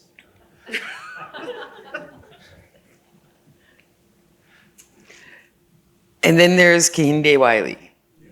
Rumors of War, what's the official title now? Rumors of War 3? Woman Warrior. Woman Warrior. And so this will be the latest in his Rumors of War series. It will be a Black woman on horseback. And for me, as a person that kind of walks up and down the corridor, understanding there's 6 schools along the corridor, for the children to be able to walk amongst this statue, it is my hope that it empowers them to believe exactly what they already know. It will be a Black woman on horseback, so it's really telling everybody what we already know, which is, you know, the strength of Black women and how they hold up this community. So it's something to behold, and it'll be the first of its kind on the West Coast. And then last but not least, Charles Dixon's car sculpture. So, you know, I think Crenshaw car culture, a lot of folks don't know, is that Crenshaw has always been about cars, whether it was the street car in the 40s or whether it was Goodyear tires using Crenshaw as the main transportation route for their tires in the 50s and 60s. A lot of folks don't know that there were 8 to 10 car dealerships in the 70s. And then that same street became where you would low ride that old school car in the 90s, right? So just thinking about generations using Crenshaw for different reasons, but all centered around car culture. So his sculpture will be African Sanufu figures with 12 cars and the bodies of cars, the insides of cars coming out with lights, and all will be painted by car shops throughout the city, really showing folks, again, what we already know, is that, you know, the car culture exists and it will continue to exist. And it is, as you can tell by looking at it, an engineering feat. So we're excited about the finished product. And cruising had become illegal. It is no longer illegal as of a couple of months ago. So cruising down Crenshaw. Yep. Coming back. Crenshaw on Sundays. Now I want to talk, I'm going to just finish quickly around how to execute a project like this. And from day one, it had to be the best of the best of the best. We were paying for the best, we designed for the best, and so quality is equity. The Sankofa Park was the first part of the project to start construction, and so it had to set the tone for the quality that we would accept, and this was not what we accept. So the finishing of the concrete, the placement of the pavers, the color, the black stone came from Zimbabwe on purpose, intentionally. Some construction photos. And here's, so the Core 10 steel, it was a premium to have it pre-weathered by 4 months, have it go through its weathering process, 4 to 5 months, and that was intentional. We did not want this thing to look dirty, old, didn't want it to bleed, should not look rusty. So what do you think I said when I got to the site and saw this? Take it down, replace it. It was made correctly, and I'm not throwing anybody under the bus. It was made correctly, weathered correctly. It wasn't stored properly. And when they put it up, I said, well, how'd you get that far? Why'd you put it up? Because that's not what's going to happen. So all of this was replaced. And so just to point that out, so that's the architect's conversation, right? And then on the owner side with the nonprofit, you're hearing that and you're thinking, I wonder if I'm working with the right GC. And so we went through a process of actually first figuring out if we could sub directly to minority Black contractors that are in the area. And then we went through a whole RFP process for the rest of the project. Because ultimately what I knew is that we were not compromising on anything, right? So right now we have 2 general contractors working on two different parts of the project. And even while we're doing that, we have 70% local hire percentage for our hours and 80% local hire wages for our project. So these are things, the non-negotiables of a community project can actually be beneficial to the humans that live within it, right? We can have people go through pre-apprentice programs, and we've had our first person journey out completely to an active union member in the carpenter union. So we're seeing this kind of move not only through the architecture and design, but also through the project and the intention of the actual building, right? And it's that ability to not compromise, right? That allows us an opportunity to then make it and be resilient and continue to move forward. Shade structures are in construction. I just saw them last week. They're looking pretty good. They are 15 feet tall, the stem, and then another 3 feet depth for the blades. They're going to be magnificent. And they are always in clusters. They're not in individuals, 2 or 3.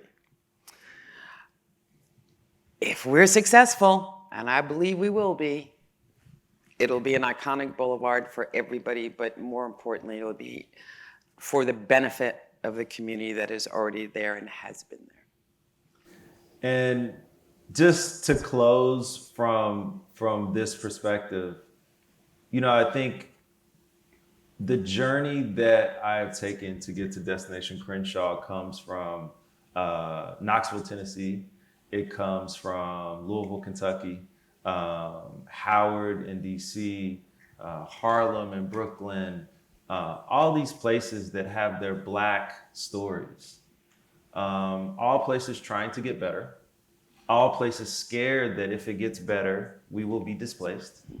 All places that know that we could be better, right? And I think the iconic nature of what Crenshaw is, Nipsey Hussle said it best. We need to be a destination to us first, right? So the name comes from that notion that, yes, I'm sure you'll come and want to transact in our businesses, and that's great, but use the train to go home because we live here. And I think that in thinking about it as that type of destination, that allows people an opportunity to have a window, but not actually stay. And to think about that is to think about what we want to do now that we're here, right? So amplifying our culture and our art is really about how we let you know what you already know. is that there is a Black art renaissance happening right now, and it's coming from Los Angeles. There's $323 million of gross annual revenue coming from 2 zip codes in our creative economy. Right now. So to be the $100 million project and people saying, oh, that's a lot of money, it's actually a third of what we deserve, right? And when you think about people gathering in the intergenerational exchange that it does take Sankofa. It takes our elders, and it does take the forward focus of the young folks to put that together to actually build our own future. That is what engagement will be because people live here, right? So the cool thing about the project is it'll probably be done before we tell people. We'll be able to have people actually be in and around the space, seeing how they use it first, and then we'll build it that way. We will have our secret menu. If you don't know that you can order more things from In-N-Out than you think. Crenshaw will be the same way. Our community members will have a completely different experience because they deserve it. And I think being able to participate in a project like that thinks about that thinks about how we can actually be more explicitly focused on the community that's here is a benefit. And you know, it's cool to be an executor on the project and be able to sit beside Gabrielle because she has such a long tail of experience on it. But one thing I want to ask you before we get done. What were your non-negotiables? Quality. It was quality. Yeah. That's my non-negotiable. I think the other non-negotiable had to do with process. We had a very diverse team. Some were more culturally competent than others. And whether it was uncomfortable or not, we were going to have those difficult conversations about how you cannot write about this project in this community as downtrodden and that you're saving it. Hold up. Right? So those are my 2 non-negotiables. And I have come full circle in my career because I love this project. It is seriously a pride of joy and would almost do it for free. Almost. Oh, you heard it. Almost. You should not put that in the recording. Thank you. Thank you.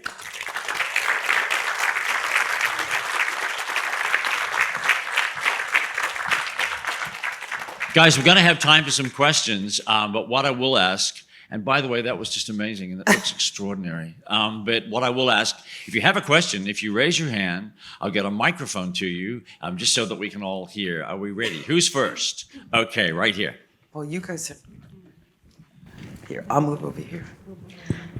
Well, thank you so much for this lovely presentation. And I wanted to just give some background on myself. I'm with the Agua Caliente Culture Museum. We just opened not too far from here in November. And prior to joining the Agua Caliente Culture Museum, I was actually elected official in Los Angeles on the Palms Neighborhood Council. And so this is just an amazing presentation from you lovely people here. And I wanted to ask specifically to you, Mr. Wood, in the archaeological surveys or excavations that you did at the museum, we did our own when we built our museum, and we discovered artifacts and items that kind of added to the narrative of the peoples that had lived here.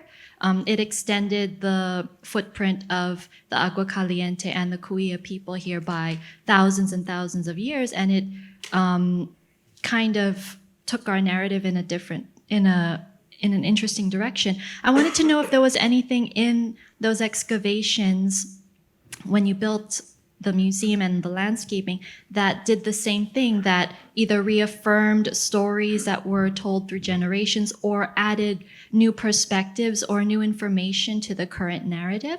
And then for Destination Crenshaw, when I was on the board in the Palms Neighborhood Council, we were watching that project with great interest because we were also looking to activate a corridor in our jurisdiction, Venice Boulevard, and as a massive undertaking, as you guys know, how would a community be able to even start doing a project like that? Because we're seeing your success and saying, oh, can't we do that? But I know that it's a process. So that's my two-sided questions. I'll answer, I guess, is this on? Kind of quickly. It's unfortunate that archaeology at IAM basically proved that we were correct, right? Which is a sad thing to say, that you have to be able to prove, right? And so that dig kind of confirmed something that everyone already knew, but as a confirmation, it then gave the project this credence, right? I mean, and this has happened in other projects at UVA.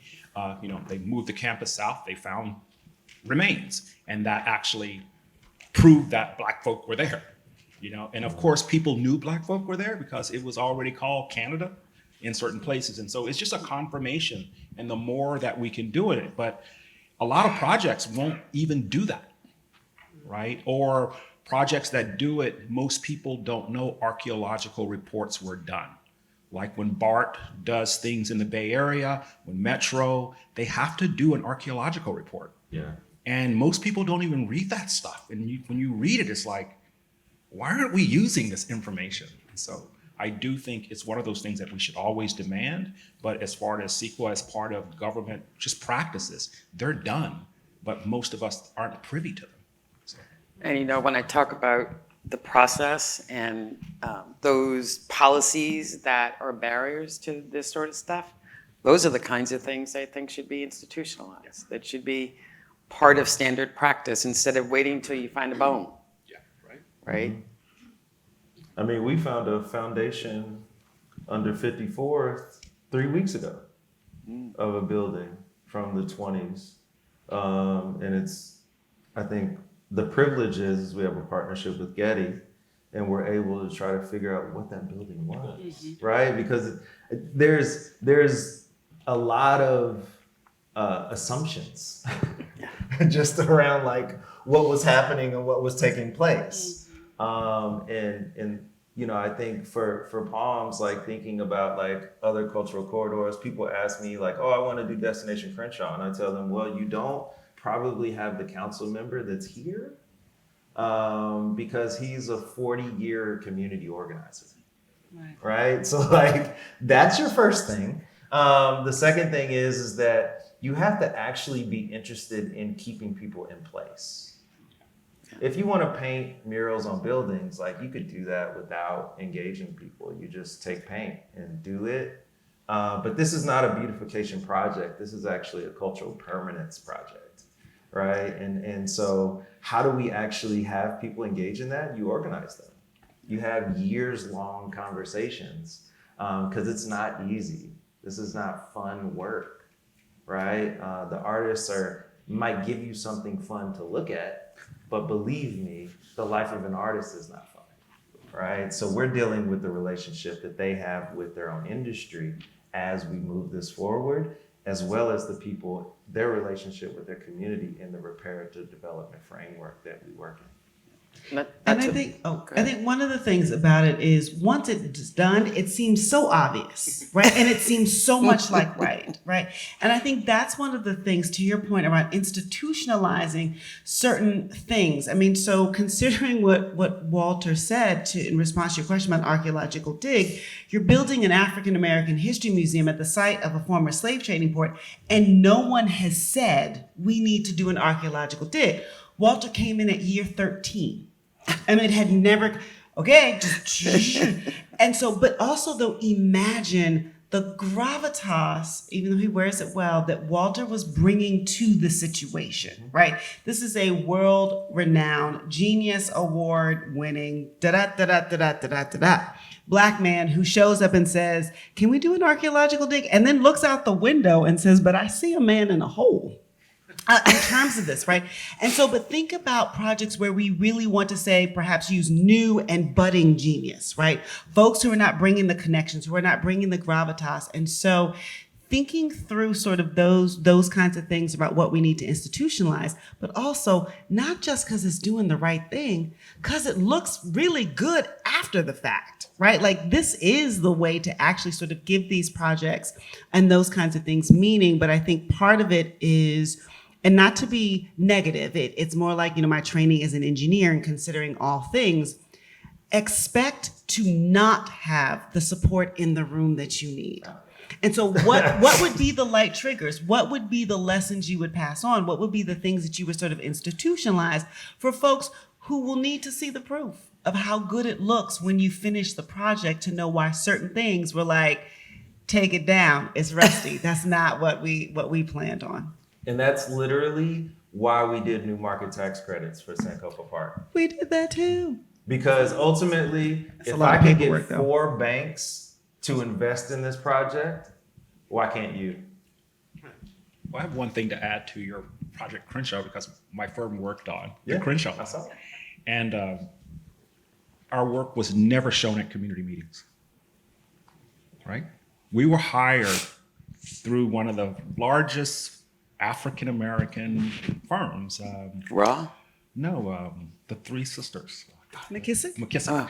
They called me up and was like, we need you to help us with the community participation. And so we came up with these concepts for the Crenshaw line. And it was like the dotted line, the poly line, and the ribbon. And the ribbon was about economic development. The poly line was at every stop, you have to tell people what's in the community, right? But they would look at me like I was this crazy person, right? I mean, literally, I would go to their meetings and they would go like, Walter, these are interesting ideas, but we can't show this stuff to the community. They paid me. I'm not gonna tell you how much, but they paid me.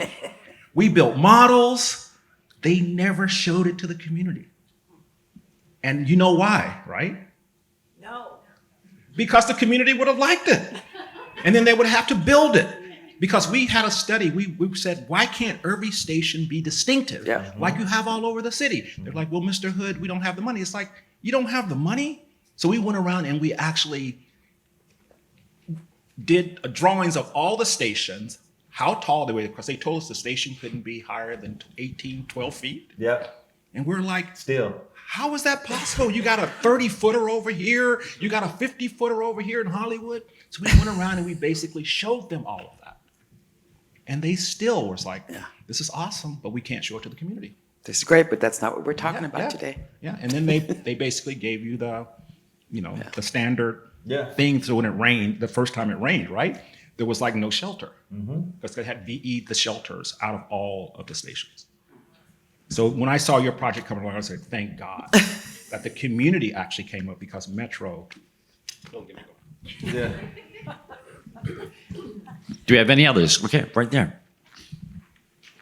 I think Francis has a question. Okay, no, Gail. Thank you, everybody.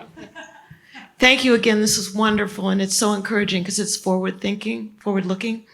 So I have 2 questions. One for the International Museum. Could you explain to us why it's called the International Museum? That's number 1, because it is in Charleston, but it's not just about Charleston. And number 2, for Destination Crenshaw, can you explain to us if there were any other cities that you used as models, or vice versa, are other cities coming to you for examples? So thank you for that. Once we are completed, the International African American Museum, which we reference as IAAM, so we're now the 2nd largest African American history museum after the Smithsonian. And one of the things was taking this concept of the grounding at this port, right, which gave us this natural connection to origin stories on the continent of Africa.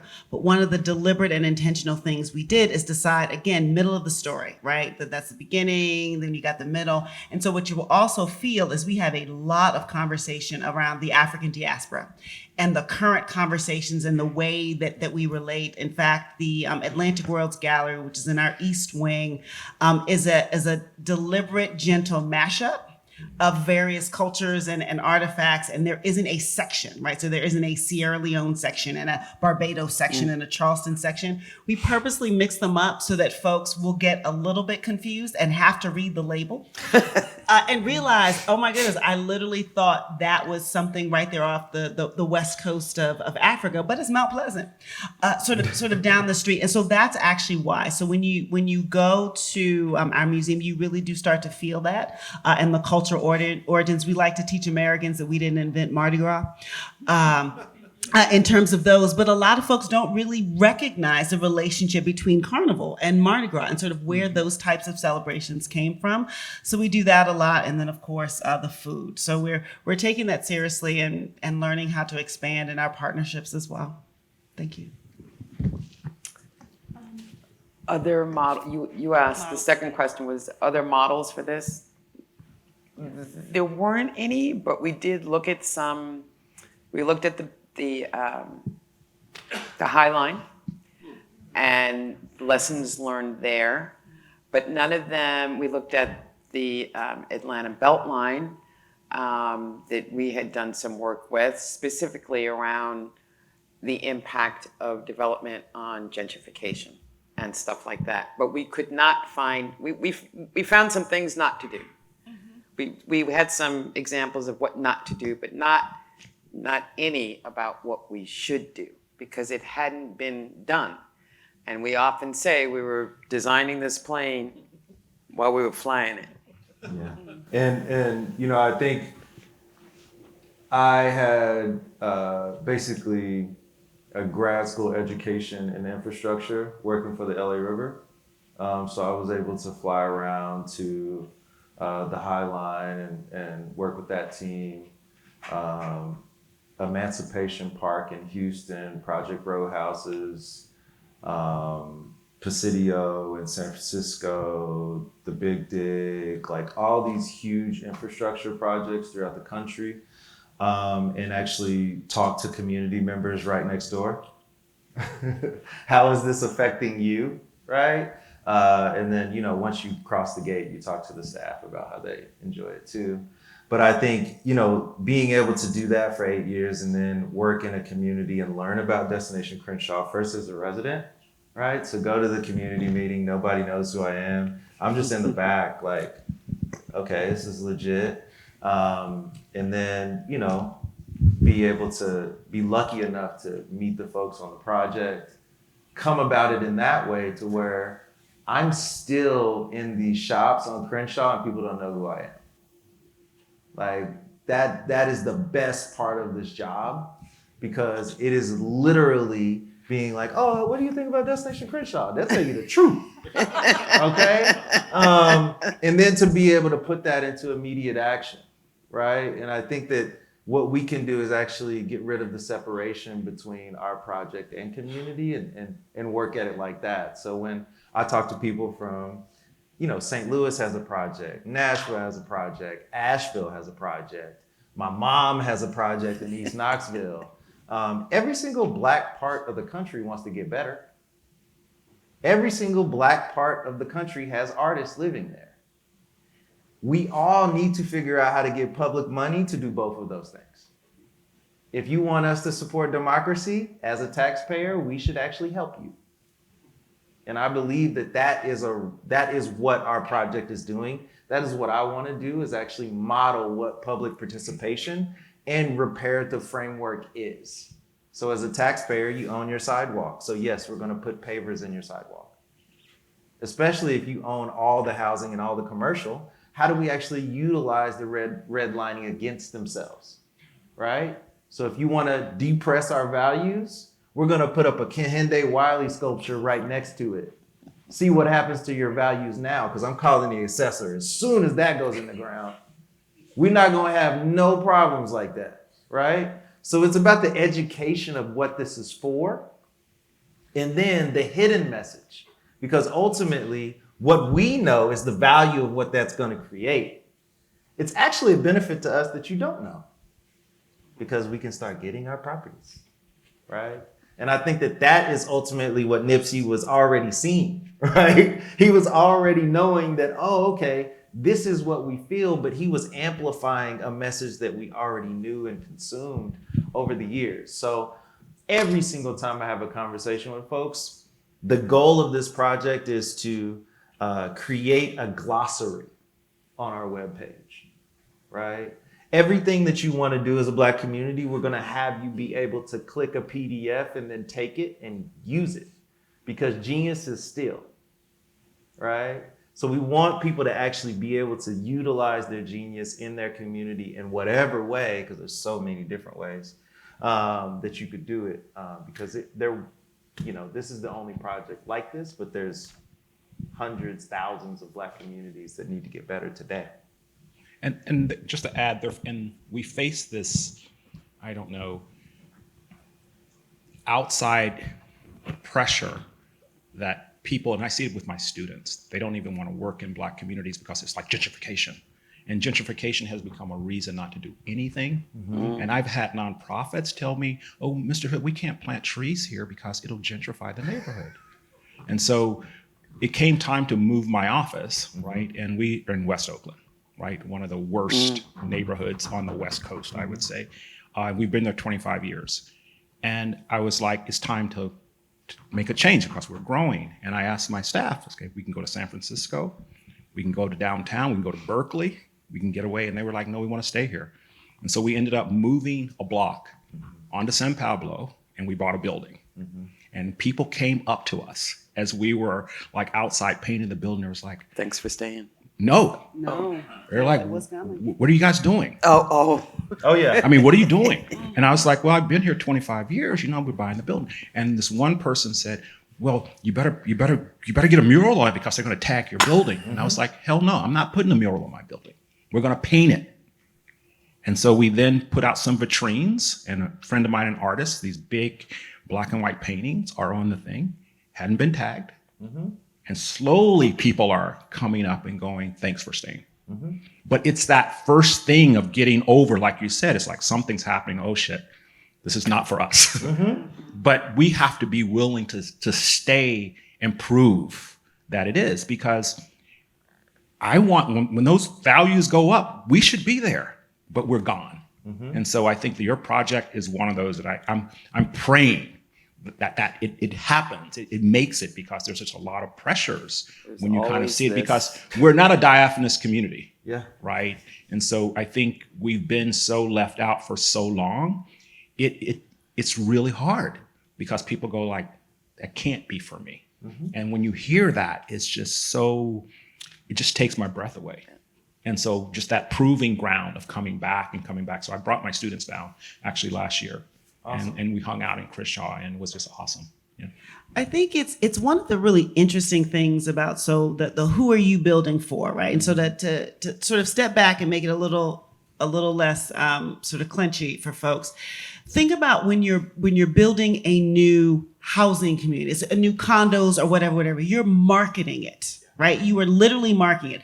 The faces or the activities that you have people doing, right? You don't put people in snow gear in a poster for a new condo in Miami, Florida, right? Because that's not your audience, right?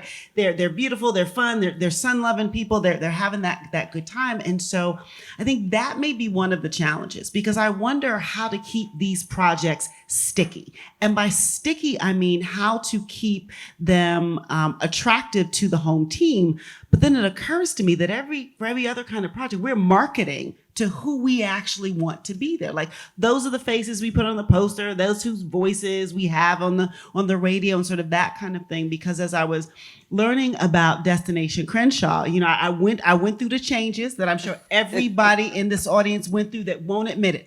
First, destination, who is coming to Crenshaw was the first thing, right? And then the second thing is, oh, look at that. I might want to go to Crenshaw.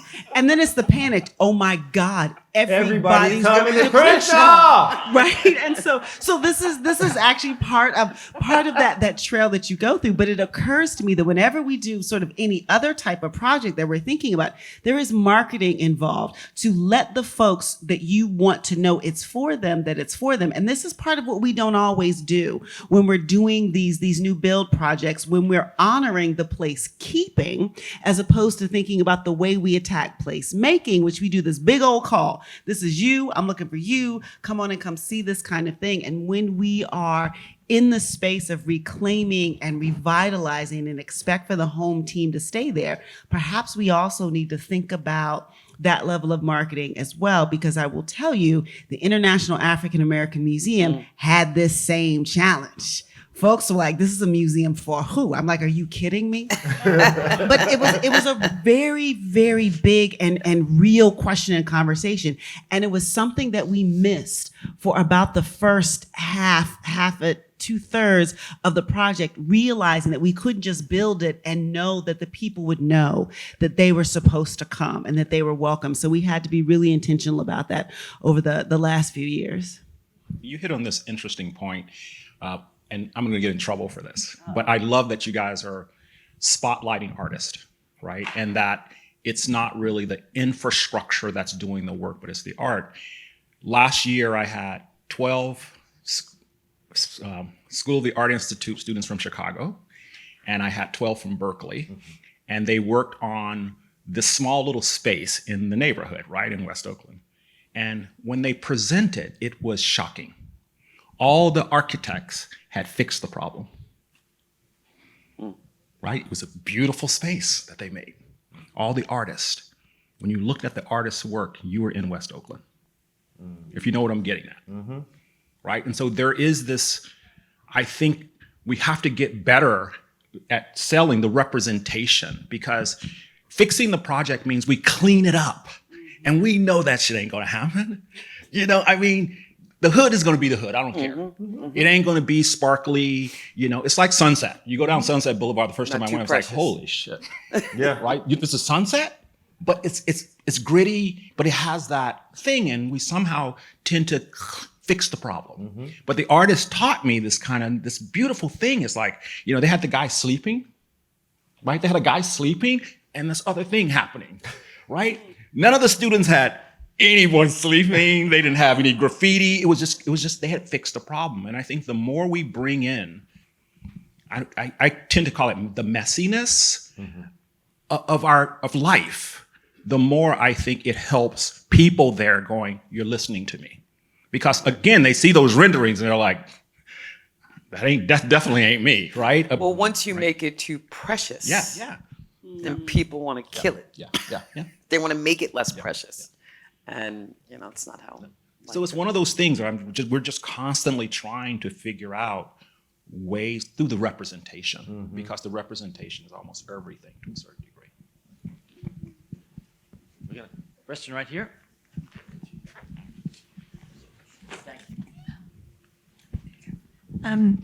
Thank you very much for these really wonderful presentations. I'm just really delighted to hear the conversation. And I have two questions. One is for Walter, and that is, working in West Oakland, like what are you thinking in terms of what can go forward there?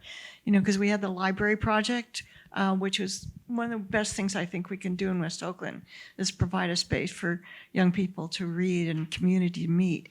But going forward is still really a difficult problem in a very multi-cultural environment as well. So that was one question. And then for the Crenshaw, for Japanese Americans, the Crenshaw means really something different. And I'm wondering if you in the future are looking at diaspora as a way of telling some of those other stories. Thank you. You go first. Oh, so I love that question because there's a PBS episode of Lost LA about the Japanese Black influence in Crenshaw. Please check it out. The woman that leads our public art program, Dr. Joy Simmons, she was a graduate of the first class at Crenshaw High School, and also a graduate of Japanese Weekend School. First Black woman to do that. So I think there's obviously an intermingling in Leimert and on Crenshaw of Asian culture and Black culture. That is what makes Crenshaw what it is. There's ADAP, an organization that works against drug abuse, that is Asian run. We will have a Black and Asian artist on that building. It will be telling Black and Asian stories, right? Because that is what the community is, right? And I think a lot of times there's an instinct to think that it is Black and Black only. and not Black and supported by everyone, right? So the coalition that creates Los Angeles and creates our forward movement is everyone, because the Black ethnic enclave just doesn't exist yet. So there is Little Tokyo, there is historic Filipino town in LA, there is Little Bangladesh, there is Alvera Street. There are these places, there's just nowhere for Black people to be acknowledged.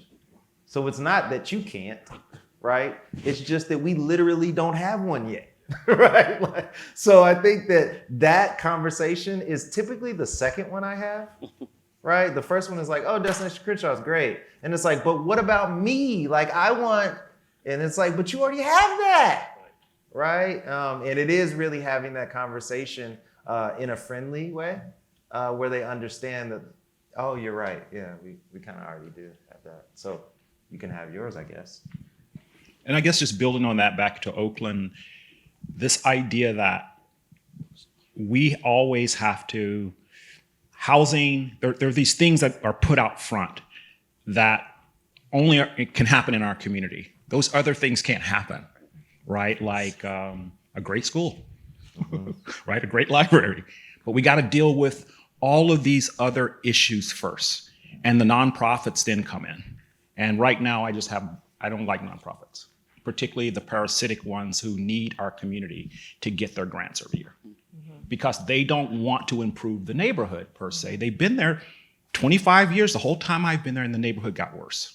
So there's something going on, something that's really wrong. And so those metrics then, why do we have to have all the social housing? Why can't the other neighborhoods have the social, So it's those issues that we're trying to sort of put out there first. And in a way, it's almost like people are going like, well, you don't care about housing. It's like, it's not that I don't care about housing, but I care about what these people that I see who are perishing have to live for because they think they're waiting on something that no one's ever even discussed to a certain degree. So I think, places like Oakland, we have a long way to go, and it's actually gotten worse. And what does that say? The 90s was pretty bad. The 90s were pretty bad. And to look at our neighborhood today and go, it's worse than the 90s, that's saying something that, something is really wrong. Hi, this is for Destination Crenshaw and Jason. So I'm a third generation Angelino, and I thought in terms of where we were right now that Leimert Park was considered to be the cultural heart of the African American community right now. And you, or maybe I misunderstood what you said. You said there's not an African American enclave? Did I misunderstand? So yes, Leimert Park is the heart of Black culture in LA. It is not publicly recognized as that. So there's no sign. There's no public designation that Leimert Park is important to anybody but the people that already know that it is. What we're saying is that we deserve a Black enclave, meaning everybody knows explicitly that this place is important to these people, right? So that we can then have a beacon to where we can come back to. So one of the things you talked about is what we have missed about the definition of equity, right? So when we're defining equity and we're going after it, it is the overcompensation of the disinvested for the equal amount of time. Right? So when you have a place like West Oakland, it's been systemically oppressed for 50 years, right? So to get past that, you actually have to push past social housing and do everything, right? And then you have to do it for those 30 years, and then you get equality.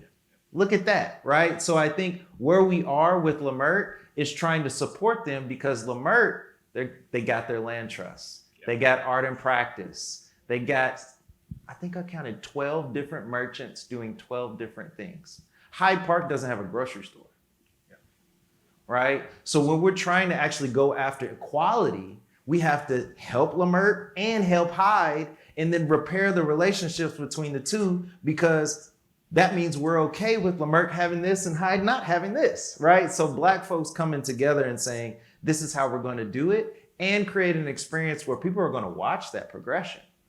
That is a conversation, right? And so that's what actually exists when we engage folks, is really unpacking that conversation, because I do have to have that in Lamert. Like, Jason, like, why don't you ever help out Lamert? Like, we here too, man. Like I was literally having coffee on Friday about this conversation. Like, you never help out Lamert. I'm like, bro, like, they don't have anything down there. Like, it's just a mile away and you don't go. You drive north, right? So thinking about how we have these conversations and really have a multitude of results coming out of that, and understanding that all the customers that I have are the residents, right? And how we actually can tell those stories. It's like we can't be polynodal. Yeah. I just made that one up. Like, The multitudes, right? We can't be in multiple places doing multiple things. It's always like, you gotta be here, right? And that's I know it's hard to get out of that mindset, because like West Oakland is the Prescott neighborhood, by the train station. It's like, no, it's not. It's around the high school. Okay. I'm sorry. I thought the voice could carry it. That's why mine's right here. I'm talking to my locals here. No, but it's this notion though, like, how do we get it? Again, we're not this diaphanous group. That why can't we be like everyone else, right? But I do think, in addition to that, and I think one of our questions alluded to, so how can we do the same thing? Or rather, how can we be inspired to do something similar? It is one of the things you get, as a museum, no matter how big we are, second largest, whatever, I can't cover all the stories, right? But the question is, even if we could cover all of the stories, should we? One of the things that I, sort of have a sort of like an outside awareness to is I don't want this museum to become the ghetto. And I mean that in its authentic sense of the word, meaning the only place where something happens of Black history, of authentic Black history, say in the Southeast or the United States or sort of whatever it is. The presence of our museum should not absolve every other community of telling the stories that they also need to tell. And it shouldn't discourage them from the idea that they can tell it as well as, if not better than, we can, because if you are the home team, if you also have power of place, there should be something that can be done there. And so that's another way the displacement happens. You can also displace stories, right?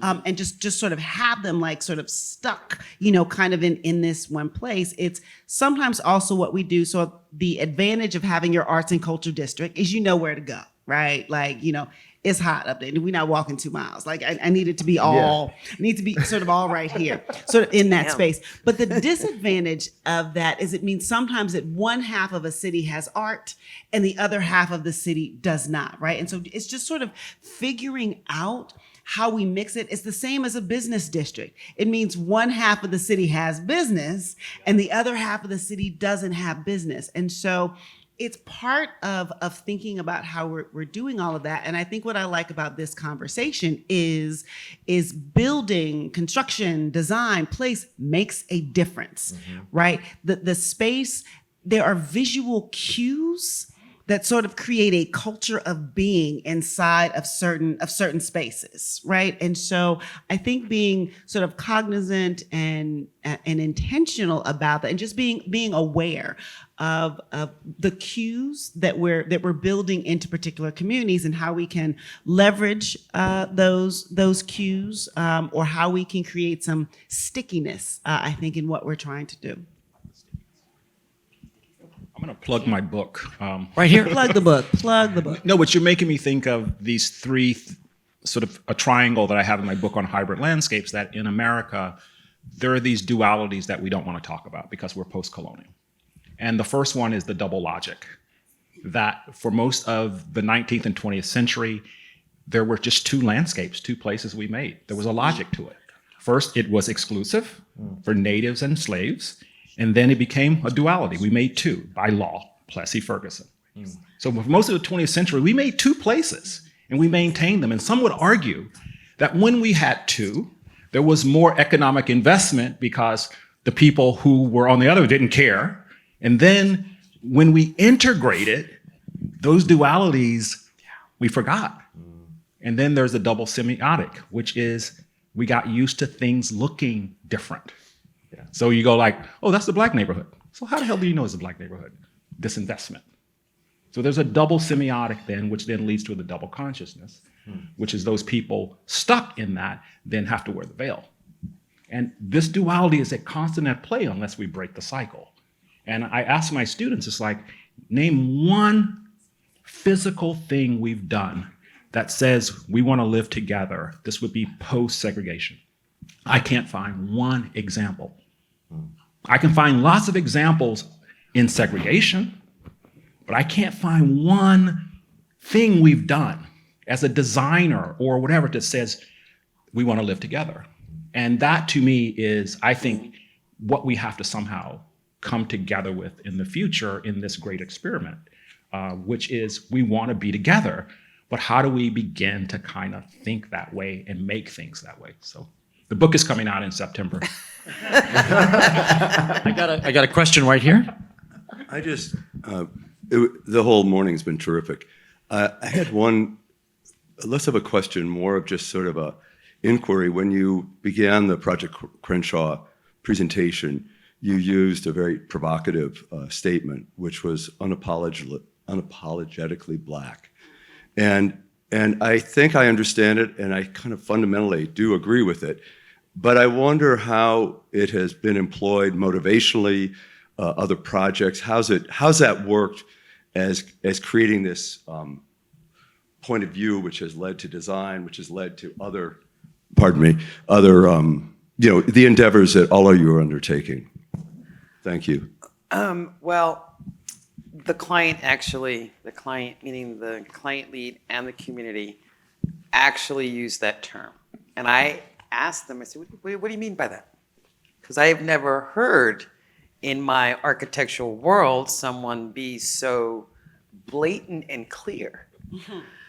And what they meant by it and what the project means by it is that let no one be mistaken that this project is for the people and that live here and the Black stories in the history that has come out of this place.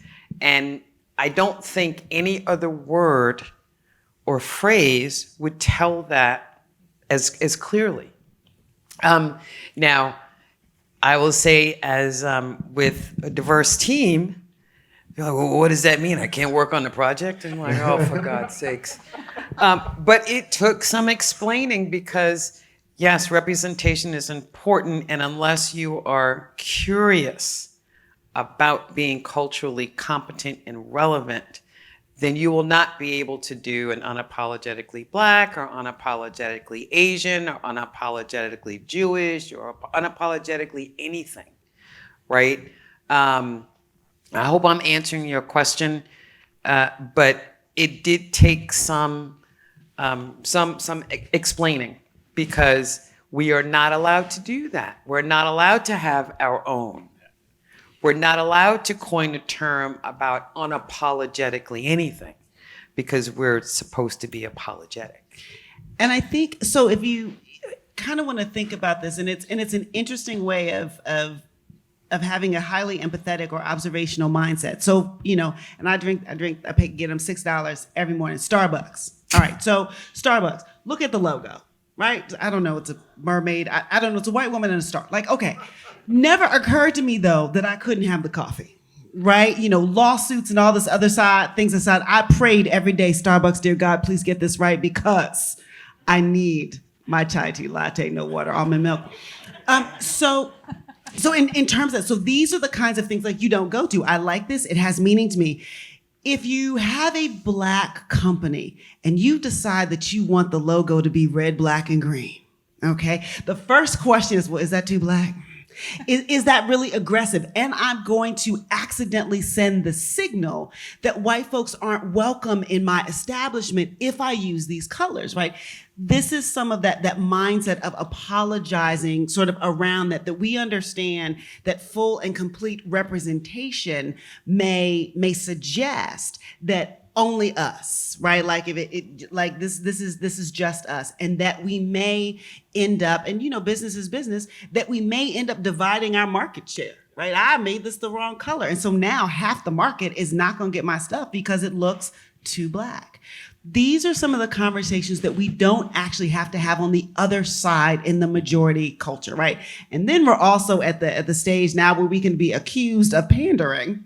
Just let TikTok get a hold of your logo in the wrong way, okay? Right, and so like aggressively, or you're just trying to pander, or you're trying to usurp the culture, even if you are part of that culture. And so to try to define and to be in a space, be unapologetically fill in the blank, is an acknowledgement that showing up as your full self might actually be interpreted as intentional discouragement of other, but you still want to do it, and we're going to figure out how to make it look like this and look so like me, and still convince and radiate the fact that that all are welcome. It's very much, frankly, like a Black porch, right? Yeah. Like, which is, it's our porch. You know nothing about this hair or this rice recipe, but it's sort of a sharing thing. And so to have a client tell whomever, right, a designer, an architect firm, or whatever, that we want this to be unapologetically Black,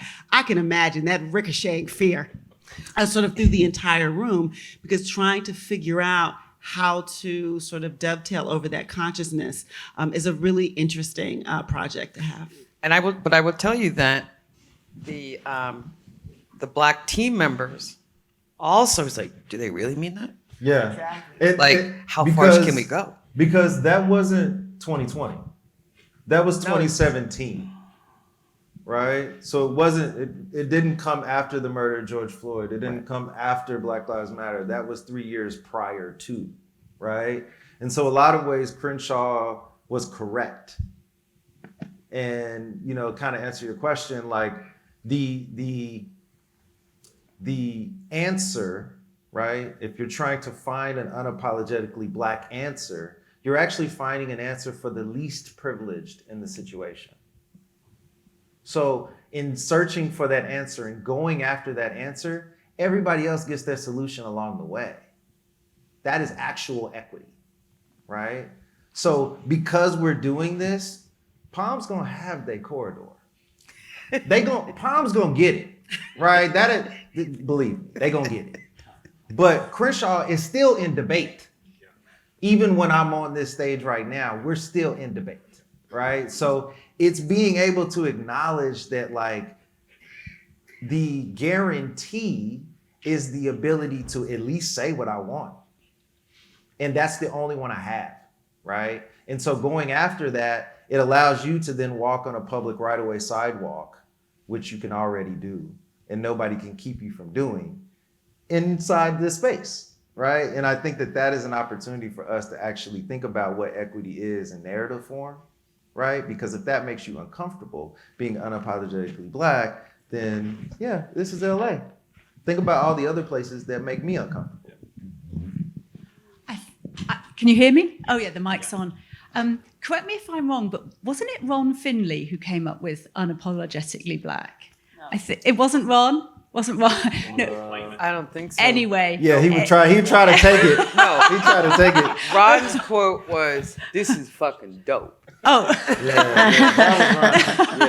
Ron, by the way, is a gardener, actually, landscape designer who's been very, very effective in LA in raising consciousness actually about issues of shade and greenery and ownership of the civic realm and public space. I've leapt out of my chair because the clock is ticking on. We've literally got 2 or 3 minutes till we come to an end. So sadly, no more time for questions, except we are going to wrap with Alan Hess, a co-board member, who is going to give the final question, the final statement. I really want to thank all 4 of you. I mean, this has been an incredibly interesting conversation. So Dr. Tonya Matthews, President, CEO of the 6-month-old International African American Museum in Charleston. Walter Hood, Creative Director, founder of Hood Design Studio. very renowned landscape designer, MacArthur Fellow, designer of, you're calling it IAAM, not IAAM, right? IAAM, yes. African Ancestors Memorial Garden. And then speaking about Destination Crenshaw so interestingly, which is not a building per se, it's a project that's emerged. That's what's so fascinating. Both of you talked about grasses. Grasses seem to be a theme, and the way Destination Crenshaw has sort of grown. I think we're going to look back on it in years to come and analyze how did that happen. Anyway, so grateful to have had joining us here, Gabrielle Bullock, Director of Global Diversity and Principal at Perkins&Will, and Jason Foster. President and COO of Destination Crenshaw. And for all of us that are interested in coming in from outside and then getting back on the train and leaving per your directive. It worked. When does the first artworks start to become available for us to look at? We have 7 permanent art sculptures in fabrication right now, most in storage and already done. We'll start installing those in the summer and fall. We have murals being commissioned right now. So if you come next month, you might start seeing a couple murals pop up. Great. And we'll organically go until we're done. But no, November. November is the public opening. Very exciting. Really, I'm just like bristling with questions, but they're all going to have to be repressed. And I'm going to hand off to Alan Hess to just wrap everything up.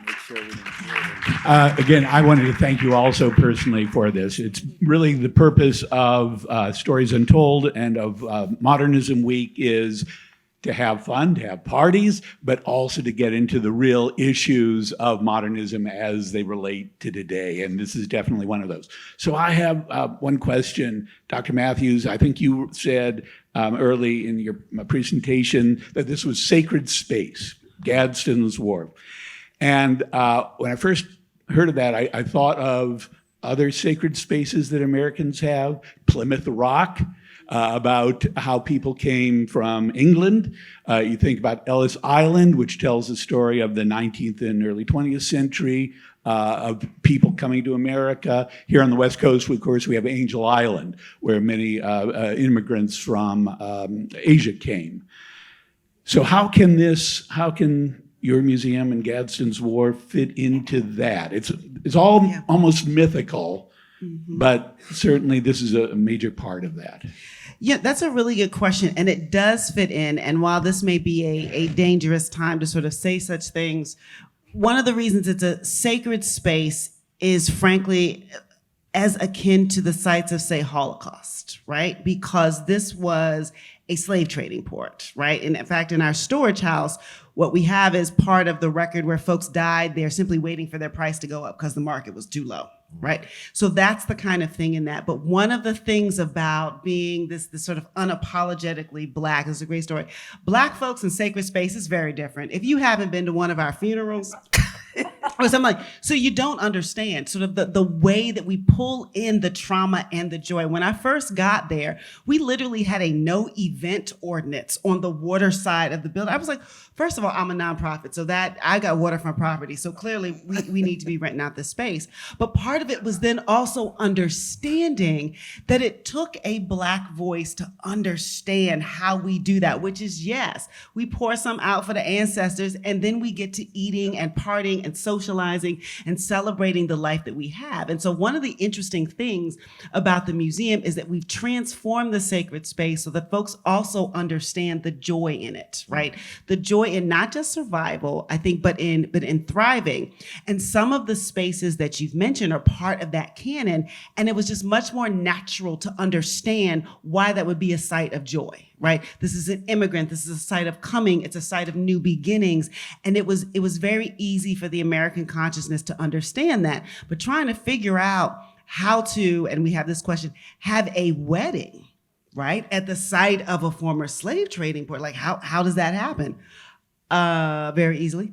We're all going to sort of wear white and do these and so to do these kinds of things. And so it's just been very interesting in terms of that transformation. And I think honestly, it's part of what will help America claim its space as one of the most powerful nations in the world, because we are the most diverse and because we are one of the few places on the planet that knows how to reconcile and reckon with this multitude of spaces, much like our cousins do not. Thank you very much. And thank you all for coming this morning.